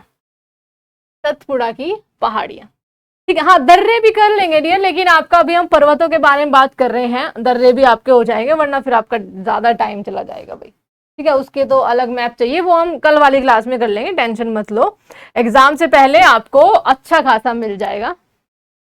ये हो गई आपकी सतपुड़ा रेंज भी आपकी गुजरात हो गया, ठीक है, ऐसे लिख लो। वैसे मैंने थोड़ा नीचे बना दिया, आप कहोगे गुजरात तो यहीं पे खत्म हो जाता है, तो ये डियर आपकी यहाँ से फैली हुई है। तो ये आपकी गुजरात हो गई, महाराष्ट्र हो गई, सबसे ज्यादा एरिया एमपी, और आपकी छत्तीसगढ़ की सीमा तक ये आपका फैला हुआ है। छत्तीसगढ़ क्या, झारखंड में जब छोटे नागपुर का पठार आप करोगे, ये वहां तक आपका फैला हुआ है। अब ये आपका गुजरात महाराष्ट्र में जोबट हिल्स के नाम से, सॉरी जोबट हिल्स नहीं, वो तो आपकी अरावली है। ये आपकी यहाँ पर राजपीपला की पहाड़ी के रूप में, राजपीपला पहाड़ी के रूप में। मध्य प्रदेश में ये आपका महादेव पहाड़ी के रूप में, महादेव हिल्स के बाद, और एमपी में ही आपका मैकाल हिल्स, इसकी जो तीसरी श्रेणी है मैकाल हिल्स। महादेव पहाड़ी पर सतपुड़ा की सबसे ऊंची चोटी क्या है? धूपगढ़, ठीक है, धूपगढ़ 1350 मीटर के आसपास। मैकाल की सबसे ऊंची चोटी आपकी अमरकंटक है, अमरकंटक आपकी 1065 मीटर की है। अमरकंटक से आपकी 2 नदियां, एक तो आपकी इन दोनों के बीच में से बह के चली जाएगी, विंध्याचल और सतपुड़ा के बीच में नर्मदा, और दूसरी सोन जो ऊपर आपकी गंगा से जाकर मिल जाएगी। 2 नदियां यहां से निकलती हैं और दोनों ही अपनी विपरीत ढालों की तरफ बहती हैं। ओके, यहाँ पे ये हो गया भाई, सतपुड़ा की सबसे ऊंची धूपगढ़ और मैकाल की सबसे ऊंची आपकी अमरकंटक हो जाएगी। फिर आपका उसके बाद यहाँ पे आता है, क्या आप कहोगे कि ये आता है आपका छोटे नागपुर का पठार, ठीक है, छोटे नागपुर का पठार। मैप बड़ा कर लेना भाई, ये क्या है आपका, आप कहोगे छोटे नागपुर का पठार, छोटा नागपुर पठार, जिसका सबसे पूर्व में आपका जो हिस्सा है ये है आपकी राजमहल हिल्स, राजमहल पहाड़ी के रूप में, राजमहल पहाड़ी के रूप में। अब इसी छोटे नागपुर पठार का हिस्सा आपका मेघालय में मिलेगा शिलोंग पठार के रूप में, शिलोंग पठार के रूप में। और उसकी कुछ जो पहाड़ियां हैं वो है गारो, खासी और जयंतिया। यहाँ देखो, यहाँ मत लिखना, ऊपर ही है ये, जयंतिया श्रेणी है बिल्कुल आपकी। सबसे पहले गारो की पहाड़ी, खासी की पहाड़ियां और जयंतिया की पहाड़ियां, ये वहां की आपकी ट्राइब्स भी हैं। और इन दोनों के बीच में ये जो गैप बनाना, इसको कहते हैं आप मालदा गैप, जहां पर आपका क्या है, आज के टाइम पर बांग्लादेश है। क्या कहते हैं, मालदा गैप, या फिर राजमहल गारो गैप भी इसको बोलते हैं। राजमहल भाई ये वाली हो गई, और गारो इसके पहले वाली हो गई शिलोंग की। राजमहल गारो गैप भी बोला जाता है, जो कि आज के टाइम पर बांग्लादेश जहां पर अवस्थित है। ठीक है भाई, छोटा नागपुर पठार हो गया। छोटे नागपुर पठार से एक बहुत फेमस रिवर गुजर रखी है बिल्कुल उसके बीचों बीच से, और ये है आपकी जो इसको दो हिस्सों में बांटती है, दामोदर रिवर। ठीक है, क्या हो गई, दामोदर रिवर। दो हिस्सों में बांट दिया। ऊपर वाला अब क्या हो गया आपका, हो गया ऊपर वाला बन गया हजारीबाग का, और नीचे वाला बन गया रांची का पठार। रांची का पठार, जहां पे रिवर है स्वर्ण रेखा रिवर, जहां पे एक रिवर है स्वर्ण रेखा रिवर। यहां तक हो गया पठारों के बारे में। इनकी कुछ चोटियां भी हो गई, पश्चिमी घाट, पूर्वी घाट आपके अलग से लिखे हुए ही हैं। ये भाई आपके पश्चिमी घाट, और ये आपके पूर्वी घाट, पूर्वी घाट। अब इनके बीच में एक बहुत फेमस आता है आपका दक्कन का ट्रैप, दक्कन का पठार। ठीक है, ये क्या हो गया आपका, दक्कन का पठार, दक्कन ट्रैप महाराष्ट्र में, और दक्कन का पठार आपका महाराष्ट्र, कर्नाटक, इधर आपका आंध्र प्रदेश का, तेलंगाना का छोटा छोटा हिस्सा। ये भी आपका काली मिट्टी से निर्मित है। दैट मीन्स ये भी आपका बेसोल्ट चट्टानों से निर्मित है। बेसोल्ट की चट्टाने कैसे, कि भाई यहां पर भी लावा बाहर निकल के आपका लेयर बाय लेयर बिछड़ा होगा, कठोर चट्टाने होती हैं। दक्कन का पठार, दक्कन के पठार में आपके महाराष्ट्र में कई सारी हिल्स है एक्चुअली। ठीक है, दक्कन के पठार की महाराष्ट्र में अजंता हिल्स हो गई, आपकी सतमाला हिल्स हो गई, हरिश्चंद्र हिल्स हो गई। ओके, ठीक है भाई, 1 मिनट का आप ब्रेक लो।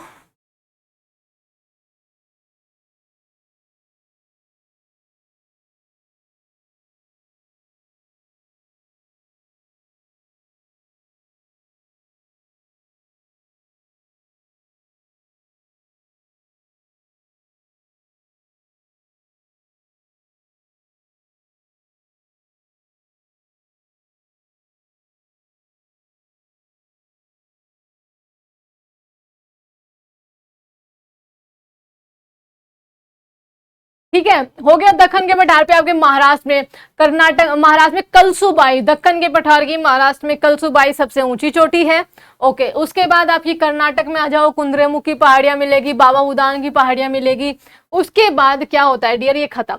उसके बाद जब पश्चिमी घाट पे अब आते हो, तो पश्चिमी घाट आपका महाराष्ट्र। ठीक है, वैसे तो आपका तापी के मुहाने से शुरू होता है, ये रहा आपका तापी का मुहाना। ठीक है, तापी का मुहाना महाराष्ट्र में है, गोवा में है, कर्नाटक में है पश्चिमी घाट, आपके केरल में है पश्चिमी घाट। उसके बाद केरल के बाद आपका ये इधर तमिलनाडु हो गया। ठीक है, तमिलनाडु हो गया, ये आंध्र प्रदेश हो गया, और ये इधर आपका उड़ीसा हो गया।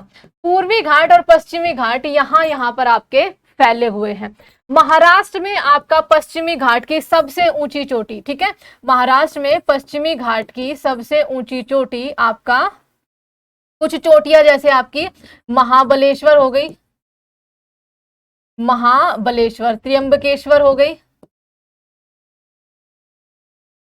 महाराष्ट्र से लेकर कर्नाटक को इसको क्या कहते हैं, सह्याद्री कहते हैं। ठीक है, ये बात आप ध्यान रखेंगे। महाराष्ट्र से लेकर कर्नाटक तक इसको क्या कहते हैं, पश्चिमी घाट को सह्याद्री कहते हैं।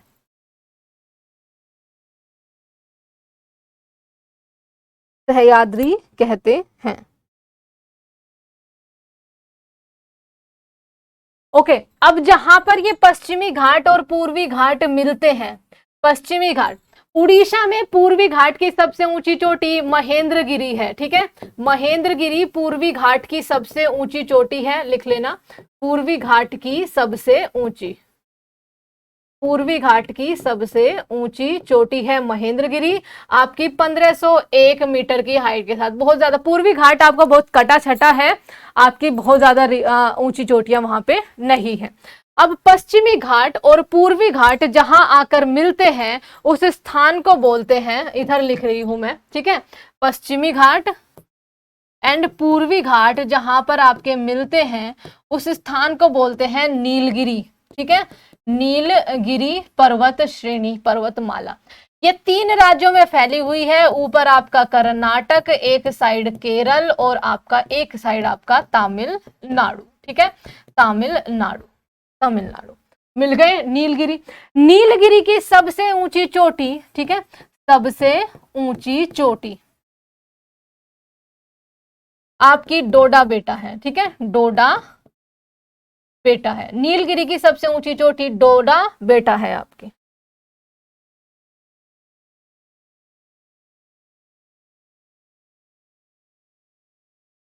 ठीक है, जिसकी आपकी एवरेज हाइट 2637 मीटर है, ठीक है, 2695 आपकी दूसरी हो जाएगी।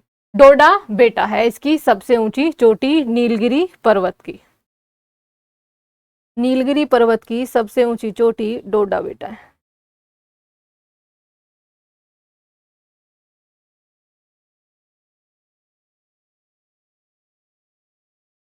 ठीक है, अब देखो, अब इससे नीचे की कहानी क्या है कि नीलगिरी पे तो पश्चिमी घाट और पूर्वी घाट आके मिल गए, केरल में और तमिलनाडु की सीमा पे 2 पर्वत और हैं, उनमें से इसका नाम है, देखो, नीलगिरी, उसके बीच में एक खाली रास्ता, यहाँ पे एक दर्रा है, 2 पर्वतों के बीच में नेचुरल रास्ता दर्रा कहलाता है। तो ये दर्रा आपका, देखो, ऊपर हो गए थाल घाट, भोर घाट, ये दर्रा आपका पाल घाट हो गया, ये हिल हो गई आपकी अन्नामलाई, ठीक है, अन्नामलाई हिल्स। उसके नीचे आपके सबसे दक्षिण में है कार्डेमम हिल्स, कार्डेमम हिल्स या फिर आपकी इलायची की पहाड़ियां।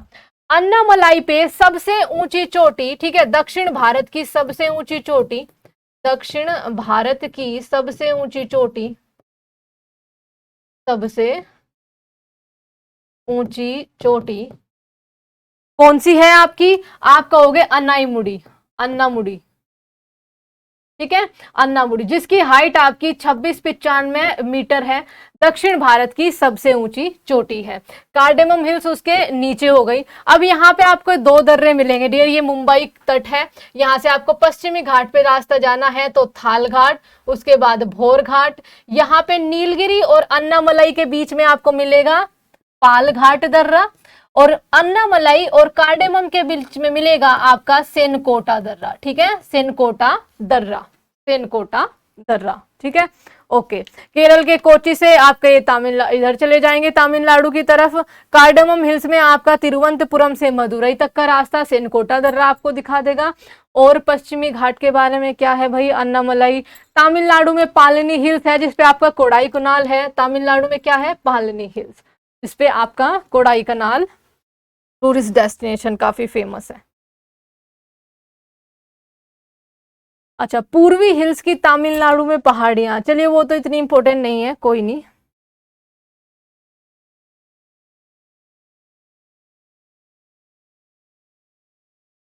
ठीक है, तो अब बात करते हैं भारत की नदियों के बारे में, ठीक है, उत्तर भारत की नदियों के बारे में। इसके बाद मेरे हिसाब से मुझे नहीं लगता डियर कि इसमें पर्वतों में और कुछ, मैंने भारत की आपको टॉप 3 दिखा दी, हिमालय में क्योंकि हम अपने भारत के बारे में ही बात कर रहे हैं, आपको काराकोरम, लद्दाख, जास्कर तीनों रेंज बता दी, ठीक है। उसके बाद आपको कंचनजंगा दूसरी सबसे ऊंची, उस पे आपका जेमू ग्लेशियर है सिक्किम में, वहां पे आपके 2 दर्रे भी है, जलेपला और आपका नाथुला दर्रा, ठीक है।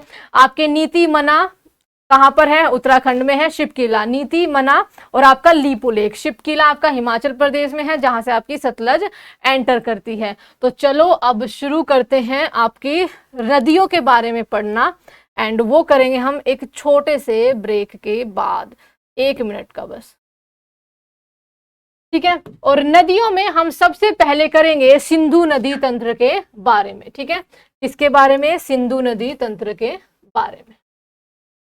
बीच में रख लो ताकि दोनों तरफ से आपको हो जाए। सिंधु नदी तंत्र के बारे में। एक बार मैं पानी पी लूं, तब तक आप फटाफट से क्लास को शेयर करके आ जाओ। देखो आपके 2 टॉपिक हो गए हैं। 2 टॉपिक कैसे, तो आप कहोगे कि 2 टॉपिक में, एक में हमने 4-5 क्लासों में पूरा होने वाला भारत की स्थिति एवं विस्तार, उसके सारे पॉइंट्स देख लिए। दूसरे में हमने अपने पर्वतों को, समतल मैदानों को और प्रायद्वीपीय भारत की जो कुछ चोटियां हैं उनको देख लिया। ठीक है, चलिए।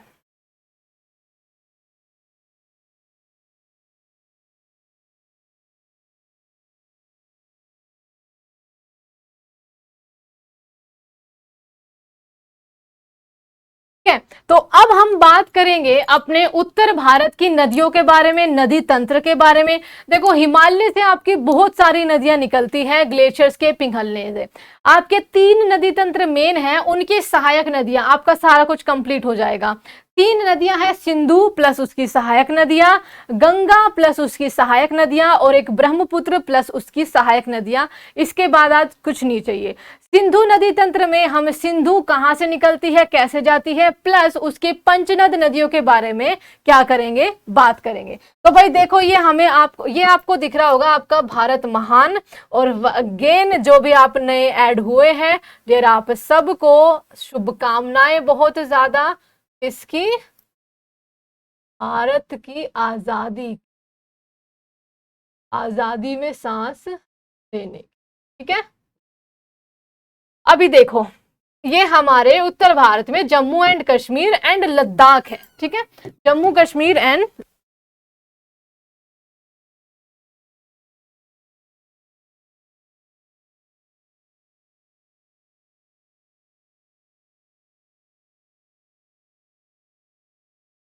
जम्मू कश्मीर एंड लद्दाख, इन्हीं में ही आपका सारा सिंधु नदी तंत्र क्या हो जाएगा, खल्लास हो जाएगा। चलिए देखो, सिंधु नदी हमारी एक इंटरनेशनल रिवर है, और जरा इसको मैप से थोड़ा बाहर ले जाओ। और जब आपने अभी किया था कि काराकोरम श्रेणी जो है वो आपकी कैलाश पर्वत के रूप में है तिब्बत में, जो कि आपका पूरा बर्फीला है। कहां पर बात हो रही है, तिब्बत की।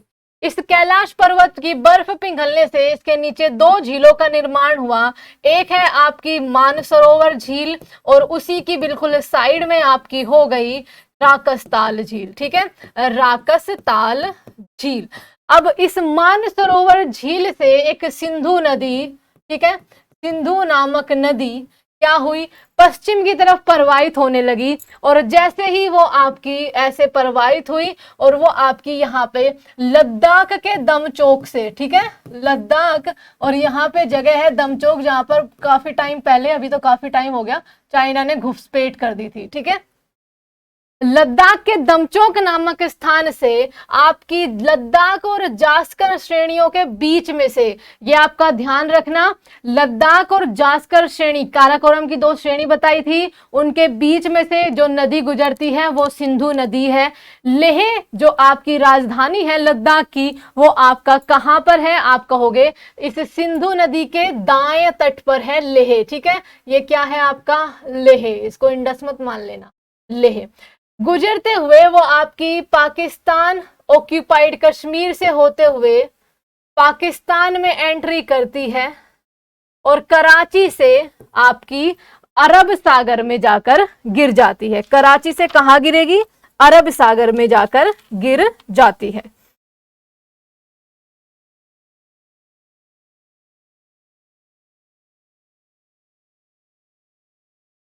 ठीक है, हाँ, गिलगिट बाल्टिस्तान से होते हुए चिल्लड़ नाम की जगह से आपका कहां पे, पाकिस्तान में एंट्री कर जाती है।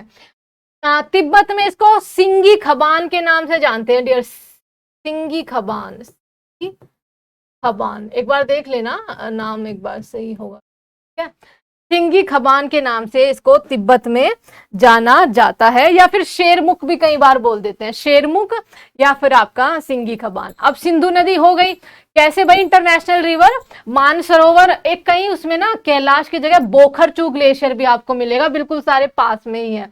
वहां से निकली, आपकी लद्दाख में एंट्री की दमचौक से, हमारे भारत की लद्दाख और जास्कर श्रेणियों के रूप में बहते हुए पीओके में जाके ये चिल्लड़ नाम की जगह से पाकिस्तान में चली जाएगी।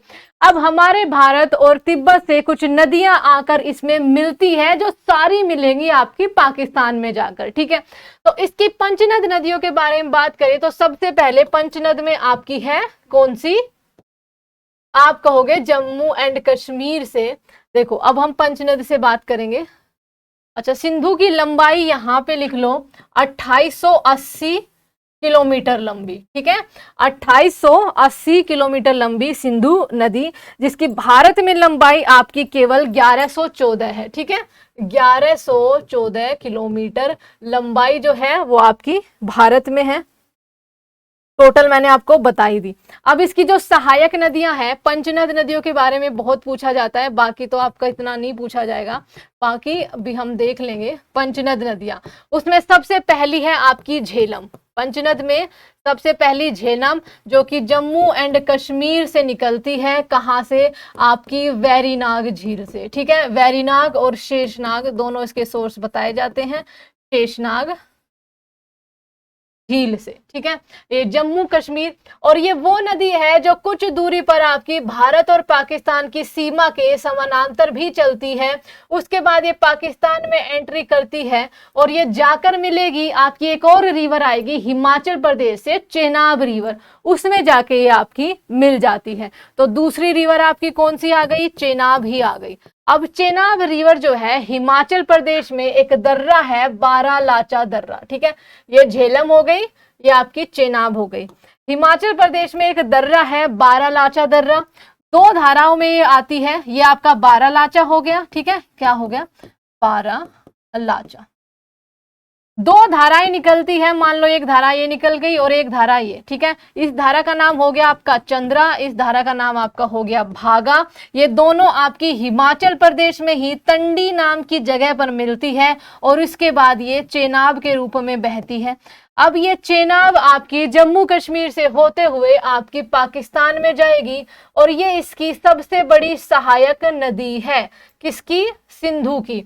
चेनाब में आपकी झांग नाम के स्थान पर, ठीक है, जो झेलम नदी है, चेनाब से पाकिस्तान में झांग या झुंग, दो नाम है डियर, झांग नामक जगह पर, चेनाब से ऐसे लिख लो, चेनाब से झांग नामक जगह पर मिलती है, जगह पर मिल जाती है। तो चेनाब की एक सहायक नदी क्या है, आप कहोगे चेनाब की एक सहायक नदी आपकी झेलम है। झेलम की एक सहायक नदी किशन गंगा है, जिसको पाकिस्तान में नीलम कहते हैं। ये क्वेश्चन भी आजकल आपसे बहुत पूछा जा रहा है। ओके, तो चेनाब हो गया। चेनाब के बाद आपका आया रावी नदी, ठीक है। चेनाब के बाद रावी नदी आई, हिमाचल प्रदेश से ही निकलती है, कुल्लू घाटी से, रावी नदी, ठीक है, रावी नदी।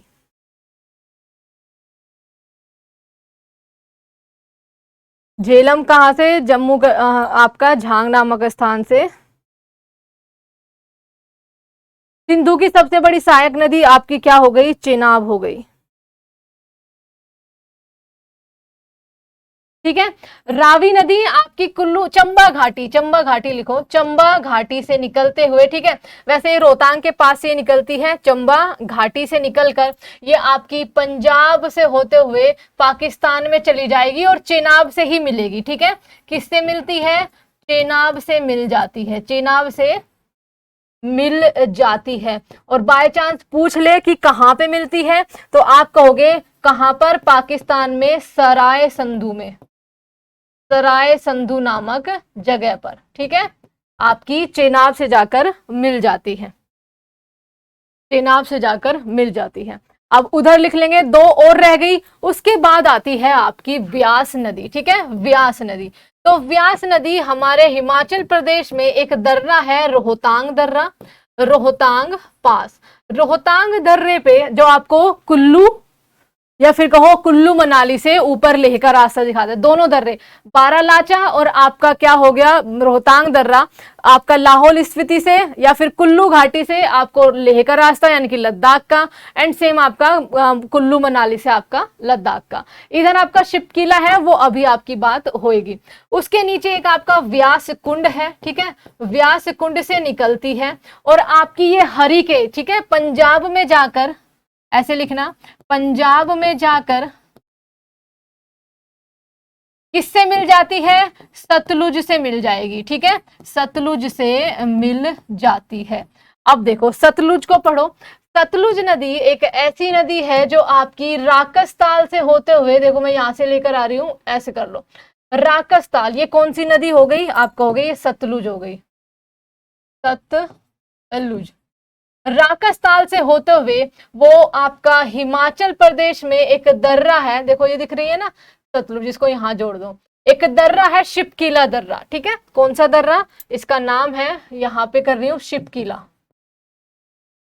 शिपकिला दर्रे से हिमाचल प्रदेश के भारत में एंट्री करती है, फिर आपकी ये पंजाब में आके सबसे पहले तो इसमें कौन सी नदी मिलेगी, व्यास नदी मिलेगी, यहां से आप मिला दो इसमें व्यास, कौन सी जगह पे, हरिके नामक जगह, तो ये रावी हो गई, ये व्यास हो गया, और ये आपकी चेनाब, मैंने लिखा नहीं, ये चेनाब हो गई।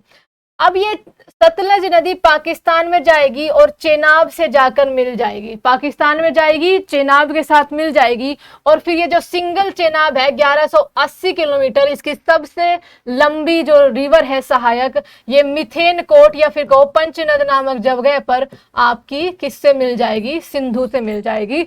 यहां पर आपका पंचनद कंप्लीट हो जाता है, ठीक है, एक सारांश के रूप में, बिल्कुल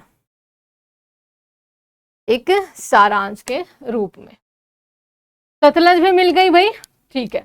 अब देखो इसकी कुछ इधर से भी सहायक नदियां आती है, जैसे आपकी शोक हो गई, गिलगिट हो गई, शोक, ये सारी मैं रैंडम लिख रही हूं, गिलगिट, शोक हो गई, गिलगिट हो गई, एक अफगानिस्तान से आती है, काबुल हो गई इसकी सहायक नदियां, ठीक है, काबुल हो गई, और भी एक बहुत ही फेमस थी, शिगार हो गई, ऊपर ही लिख लो शिगार, ये सारी आपकी गिलगिट हो गई, शिगार हो गई, काबुल हो गई, जास्कर भी आपकी एक रिवर है जो इसमें आके मिलती है इधर से ही, ठीक है, स्वात रिवर, ठीक है, स्वात रिवर हो गई, स्वात रिवर पाकिस्तान में बहुत ज्यादा फेमस है, स्वात रिवर हो गई, ये कुछ इसकी उधर की यानी कि इसके दाएं तट की सहायक नदियां हैं भाई।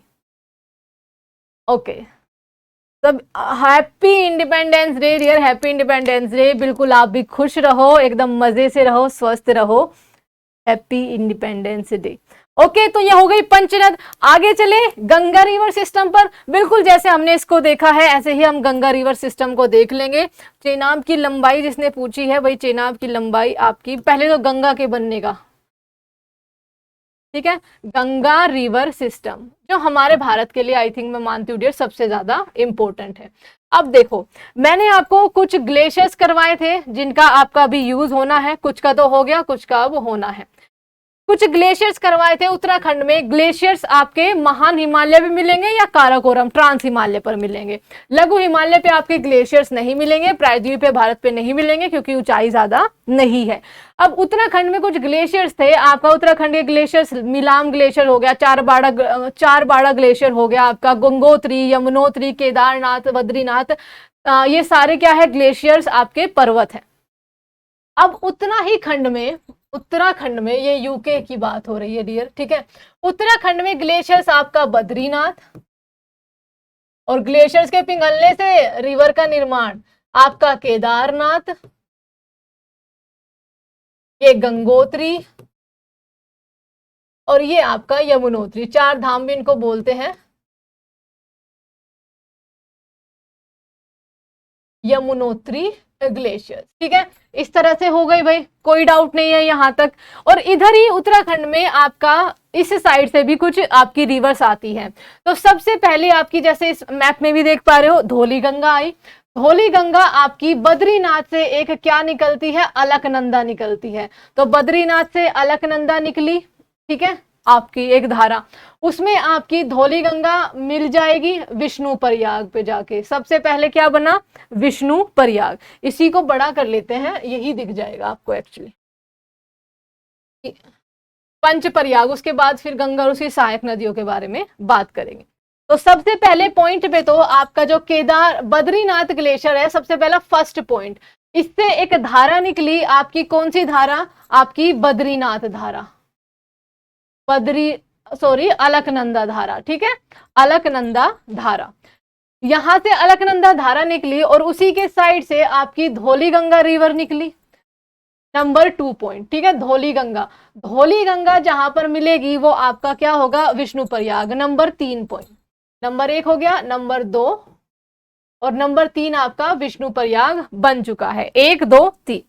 अब उसके बाद इस नंबर 1 में जो अलकनंदा है, उसमें नंबर 2 पे आपकी जाके मिलेगी कौन सी धारा, नंदाकिनी धारा। नंदाकिनी धारा से बनेगा आपका नंद प्रयाग।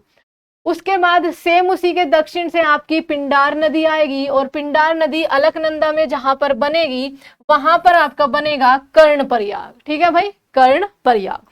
अब जो ये 4 बिल्कुल आपके एक श्रेणी में ग्लेशियर थे, इसमें दूसरा ग्लेशियर केदारनाथ धाम, केदारनाथ धाम से जो रिवर आई आपकी मंदाकिनी, मंदाकिनी अलकनंदा में जहां पर मिलेगी वो आपका बनेगा रुद्र प्रयाग, ठीक है, रुद्र प्रयाग। उसके बाद गंगोत्री धाम, गंगोत्री धाम से आपकी मेन गंगा का उद्गम होता है जिसका नाम है भागीरथी, और भागीरथी जब गंगा से, जब अलकनंदा से मिल जाएगी देव प्रयाग, और इसके बाद ये कहलाएगी आपकी माँ गंगा, ठीक है।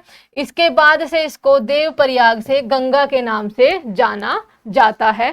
अब ये गंगा आपकी पूरब की तरफ मुड़कर उत्तराखंड, ठीक है, उत्तराखंड में तो ये है ही, उत्तराखंड उत्तर प्रदेश, ऐसे कर लो कि अब इसका जो रास्ता होगा वो उत्तराखंड तो हो गया, उत्तर प्रदेश, बिहार, छोटा सा एरिया झारखंड, पश्चिम बंगाल, और देन आपकी बांग्लादेश में जाकर ये विलीन हो जाएगी बंगाल की खाड़ी में, ठीक है, बांग्लादेश में जाकर ये बंगाल की खाड़ी में विलीन हो जाएगी। अब गंगोत्री के बिल्कुल साइड से यमुनोत्री ग्लेशियर्स है, वहां से एक रिवर यमुना निकलती है। ये यमुना आपकी यूपी के इलाहाबाद या कहो प्रयागराज शहर में गंगा से जाकर मिलती है, और ये है आपका प्रयागराज, प्रयागों का राज, प्रयागराज, जहां पे गंगा और यमुना का संगम है, गंगा और यमुना का संगम है। इन पंच प्रयाग को याद आप कैसे कर सकते हो, तो आप कहोगे कि भाई ये कृष्ण के जन्म से बिल्कुल रिलेशन रखता है। आपका विष्णु प्रयाग, नंद प्रयाग, कर्ण प्रयाग, रुद्र प्रयाग और देव प्रयाग। कृष्ण अवतार किसका थे, विष्णु का। किसके लाला कहलाए, किसके घर में जन्म, ठीक है, पाला पोसा जिन्होंने एक तरह से, ठीक है, पालन पोषण, नंद प्रयाग। बहुत सुंदरता का प्रतीक, सुंदरता का प्रतीक, कानों में कुंडल, कर्ण प्रयाग, ठीक है। उसके बाद नटखट बहुत ज्यादा थे, धर्म की स्थापना के लिए, ठीक है, जैसे शिशुपाल वध, महाभारत में आपकी धर्म की स्थापना कैसा रूप लिया, रुद्र रूप लिया। धर्म की स्थापना के लिए आजकल कुछ काम आपको पता है, स्थापना के लिए कैसा रूप लिया, रुद्र रूप लिया, या फिर कहो बेकार लोगों का विनाश करने के लिए रुद्र रूप लिया, शत्रुओं के विनाश के लिए। और जब इनका सारा कार्य पूरा हो गया, कहां लौट चले, अपने देवलोक देव प्रयाग में, ठीक है। इस तरह से आप इसको याद रख सकते हो। उसके बाद अब गंगा की कुछ सहायक, अब गंगा तो बन गई आपकी, उसके बाद ये यूपी में एंट्री करेगी, उसके बाद ये बिहार में जाएगी। इसके साथ साथ अब इसमें कुछ रिवर्स आकर लगातार जुड़ती रहेंगी, ठीक है। तो गंगा एक बार हम मेन गंगा बना लेते हैं और फिर इसमें हम रिवर्स जोड़ते जाएंगे। ये हो गई भागीरथी, ये हो गई आपकी अलकनंदा, और उसके बाद आपकी ये गंगा यूपी,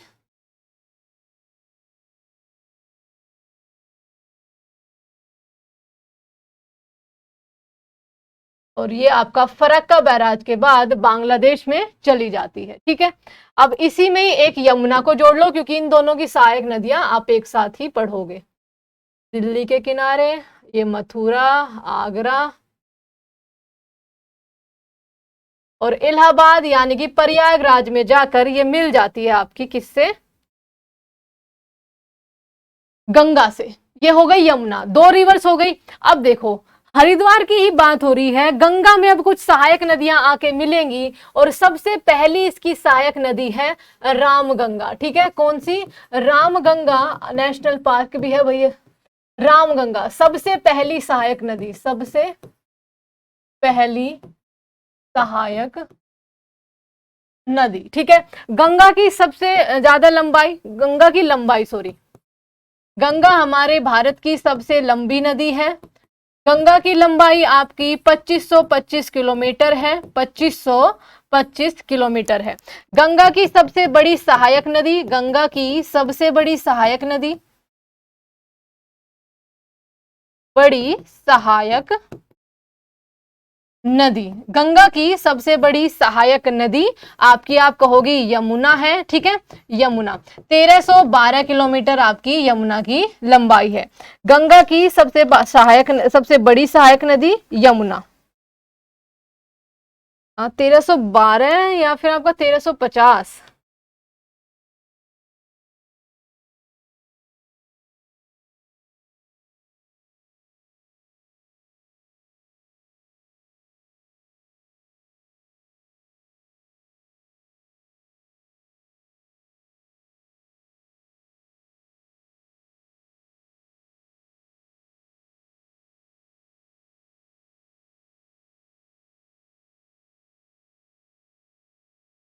ठीक है, इसके ओके, ये क्या हो गया भाई, एक सेकेंड। 1312 नहीं, 1312 तो नर्मदा की है, 1350 कर लो आप इसको।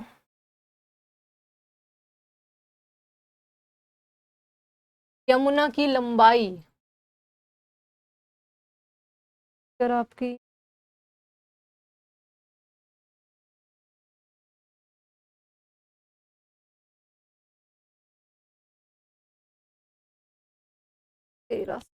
लगभग लगभग मान लो। ठीक है, थोड़ा ज्यादा ही, 1300 इतना मान लो। ठीक है भाई, राउंड ऑफ फिगर। यमुना की लंबाई आपकी इतनी हो गई।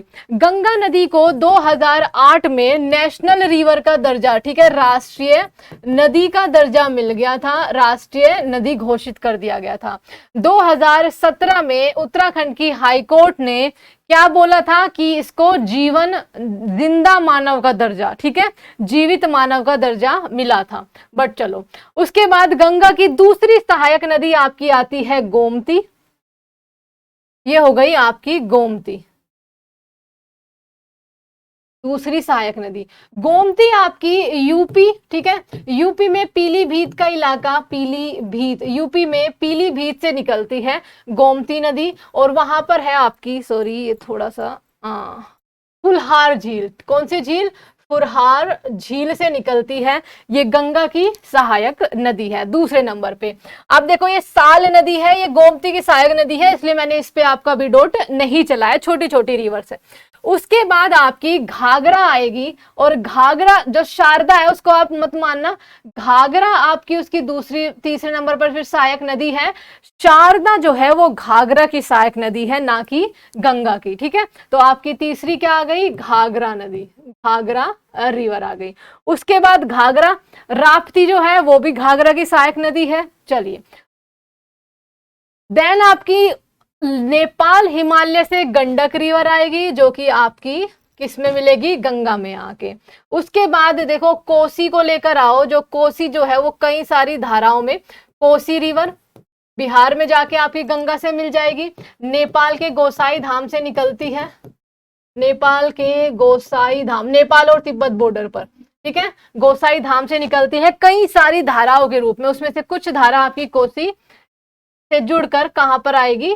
भागलपुर के पास, ये आपकी मिल जाएगी गंगा से। और दार्जिलिंग हिल से महानंदा, महानंदा गंगा की सबसे आखिरी सहायक नदी है, आखिरी सहायक नदी। ठीक है, दार्जिलिंग हिल्स से, दार्जिलिंग हिल्स से, दार्जिलिंग की पहाड़ियों से आके ये आपकी गंगा से मिल जाएगी। ठीक है, ओके। ये तो हो गई इसके इस तट वाली जो आपकी इंपॉर्टेंट है। रामगंगा, गोमती, घाघरा, गंडक, बागमती, कोसी एवं महानंदा, ये आपकी हो गई बाएं तट की। अब देखो दाएं तट से आपकी सबसे पहले तो यमुना हो गई। ठीक है, अब यमुना के बाद आपकी टोंस नदी, ये जो ब्लैक से है ये गंगा की सहायक नदियां हैं यमुना को छोड़कर। टोंस नदी आपकी गंगा की सहायक नदी है। अमरकंटक से सोन नदी निकली, सोन, ये हो गई आपकी टोंस, ये आपकी हो गई सोन नदी। अमरकंटक से निकलकर ये उत्तर की तरफ प्रवाहित होकर और जाके पटना के पास मिल जाती है, कहां पर, गंगा से। ठीक है, एग्जैक्ट पॉइंट मिलने का वो आप रैंडमली रखो, आपको ज्यादा मैंने सारा करवा रखा है। ठीक है, देखो सोन नदी, और एक आपकी कर्मनाशा भी होनी चाहिए भाई। चलो, अब सोन की सहायक नदियां हैं रिहंद और कील, रिहंद और कील आपकी सोन की सहायक नदियां है, ध्यान रखना। अब जो ये यमुना है ना डियर, थोड़ा इसका भी देख लो और अलग पेन ले लेते हैं ताकि आप कंफ्यूज ना हो। अब ये जो सोन नदी है, जो यमुना नदी है, इसकी भी कुछ सहायक नदियां हैं। एमपी में मालवा के पठार से निकली चंबल नदी आपकी किससे जाकर मिलेगी, यमुना से जाकर। कौन सी नदी, चंबल नदी। जाना पाओ पहाड़ी से निकलती है, जाना पाओ पहाड़ी, मऊ जिला आपका एमपी से निकलती है। अब इस चंबल में आपकी राजस्थान की मोस्ट फेमस आपकी रिवर बनास रिवर आकर मिलती है। ये अब चंबल की हो गई। ठीक है, पहले यमुना की करो। चंबल हो गई यमुना की सहायक नदी, सिंध हो गई यमुना की सहायक नदी, ये क्या हो गई आपकी, चंबल सिंध। और बेतवा कहाँ गई भाई, ये रही आपकी बेतवा, मालवा के पठार से ही निकलती है बेतवा। चंबल, सिंध, बेतवा, और ये रही आपकी केन। ठीक है, ये क्या हो गई, केन।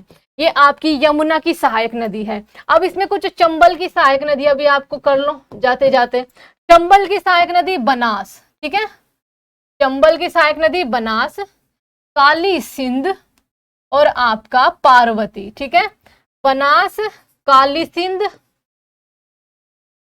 और ये क्या हो गई आपकी पार्वती। ठीक है, क्या हो गया, पार्वती रिवर। ये आपकी किसकी सहायक नदियां हैं, ये आपकी यमुना की सहायक नदियां हैं प्लस चंबल की सहायक नदियां हैं। यमुना की एक सहायक नदी रिंद भी है। देखो रिहंद और रिंद, इन दोनों में कंफ्यूज मत होना। रिंद यमुना की सहायक नदी है, रिहंद आपकी सोन की सहायक नदी है। रिहंद बांध, और आपको पता है उसके पीछे आपका ग्लेशियर्स, गोविंद सागर ग्लेशियर्स आपका मानव निर्मित सबसे बड़ा हमारे भारत का जलाशय है, उत्तर प्रदेश में है। ओके, गोविंद वल्लभ पंत सागर। तो ये था आपका गंगा रिवर सिस्टम का मैप। कोई भी डाउट है तो जल्दी से पूछ लो। आपकी गंगा की सहायक नदियां भाई बहुत पूछी जाती है, गंगा की सहायक नदियां।